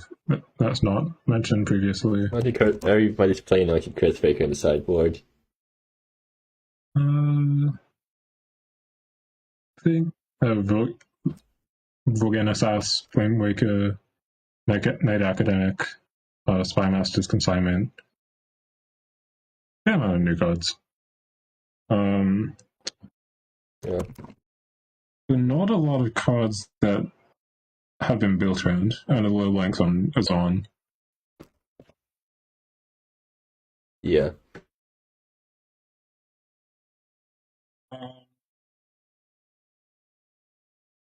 Yeah, a lot of new cards, but not a lot of them kind of the decks are built around, with the exception of value slants. Lycodrake is green 2-1 that changes counters. What? Oh, yeah. What's it called? That card. What is it? Oh, what? It is Wild Bond Aspirant. Yeah, that guy. That card is really neat. The part of it being neat is that it can give something Death Touch and Trample, which is kind of funny. Oh, yeah. Yeah, normally that's not something that people like having on the same card, but it is on the same card here.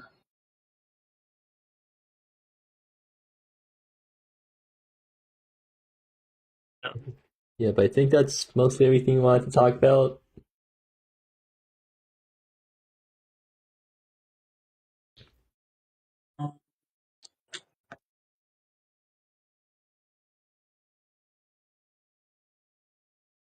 Yeah, I'm just gonna change up some of the rankings here, spread them out a bit so they mean a bit more. So, who you think has a good shot of winning this? Oh, you're giving Green White Creature Vomit a really high ranking. I think the next week's game, it might be too high, just because maybe the deck isn't consistent enough. Maybe it loses out to War Rights, but do you disagree with it? I think Green White Creature Vomit is really powerful, assuming things go well. Yeah, I think it's kind of weird because I think you net deck hard enough that you're probably going to get the highest ranking regardless.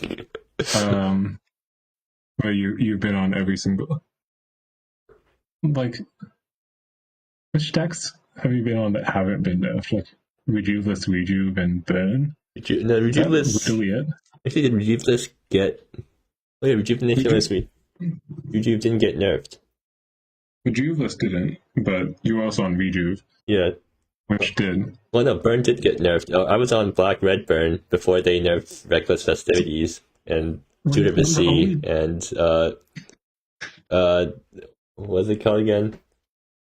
The Black Lava Spike. Forbidden Brew, yeah, because those guys because Forbidden Brew used to do like 3 damage, and Tutor the Sea pinged everyone or pinged people at the start of their upkeeps instead of at the beginning of your upkeep. So, like, that's nasty. And like Reckless Festivities costed 3 mana, so yeah. Burn used to be really good.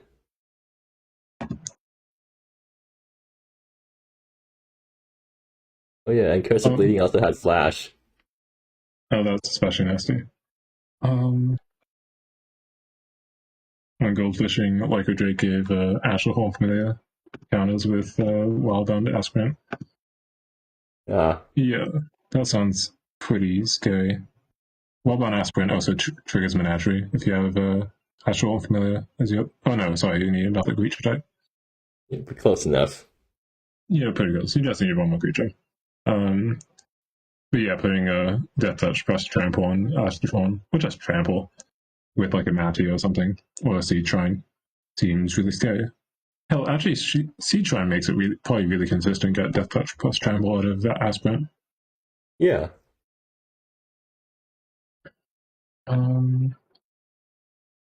Let's see.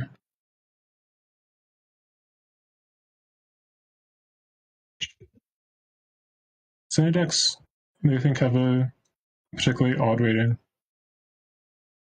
Not really. Let's see. Is Mana Blue Skies a 6? It's probably higher than that.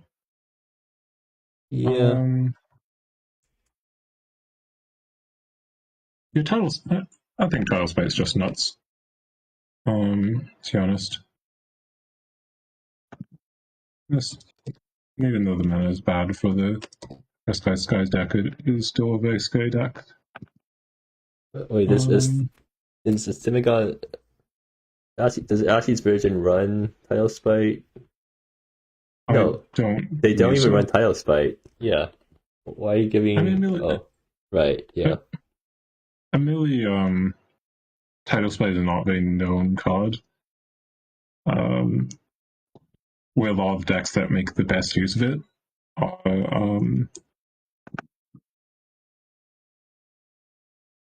kind of these wonky Planeswalker decks. Like Box is a card that makes absolutely fantastic use of Title Spite. But no one really plays Box. So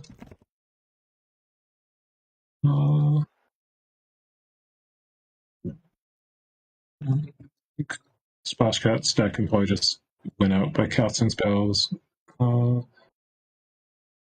Let's see.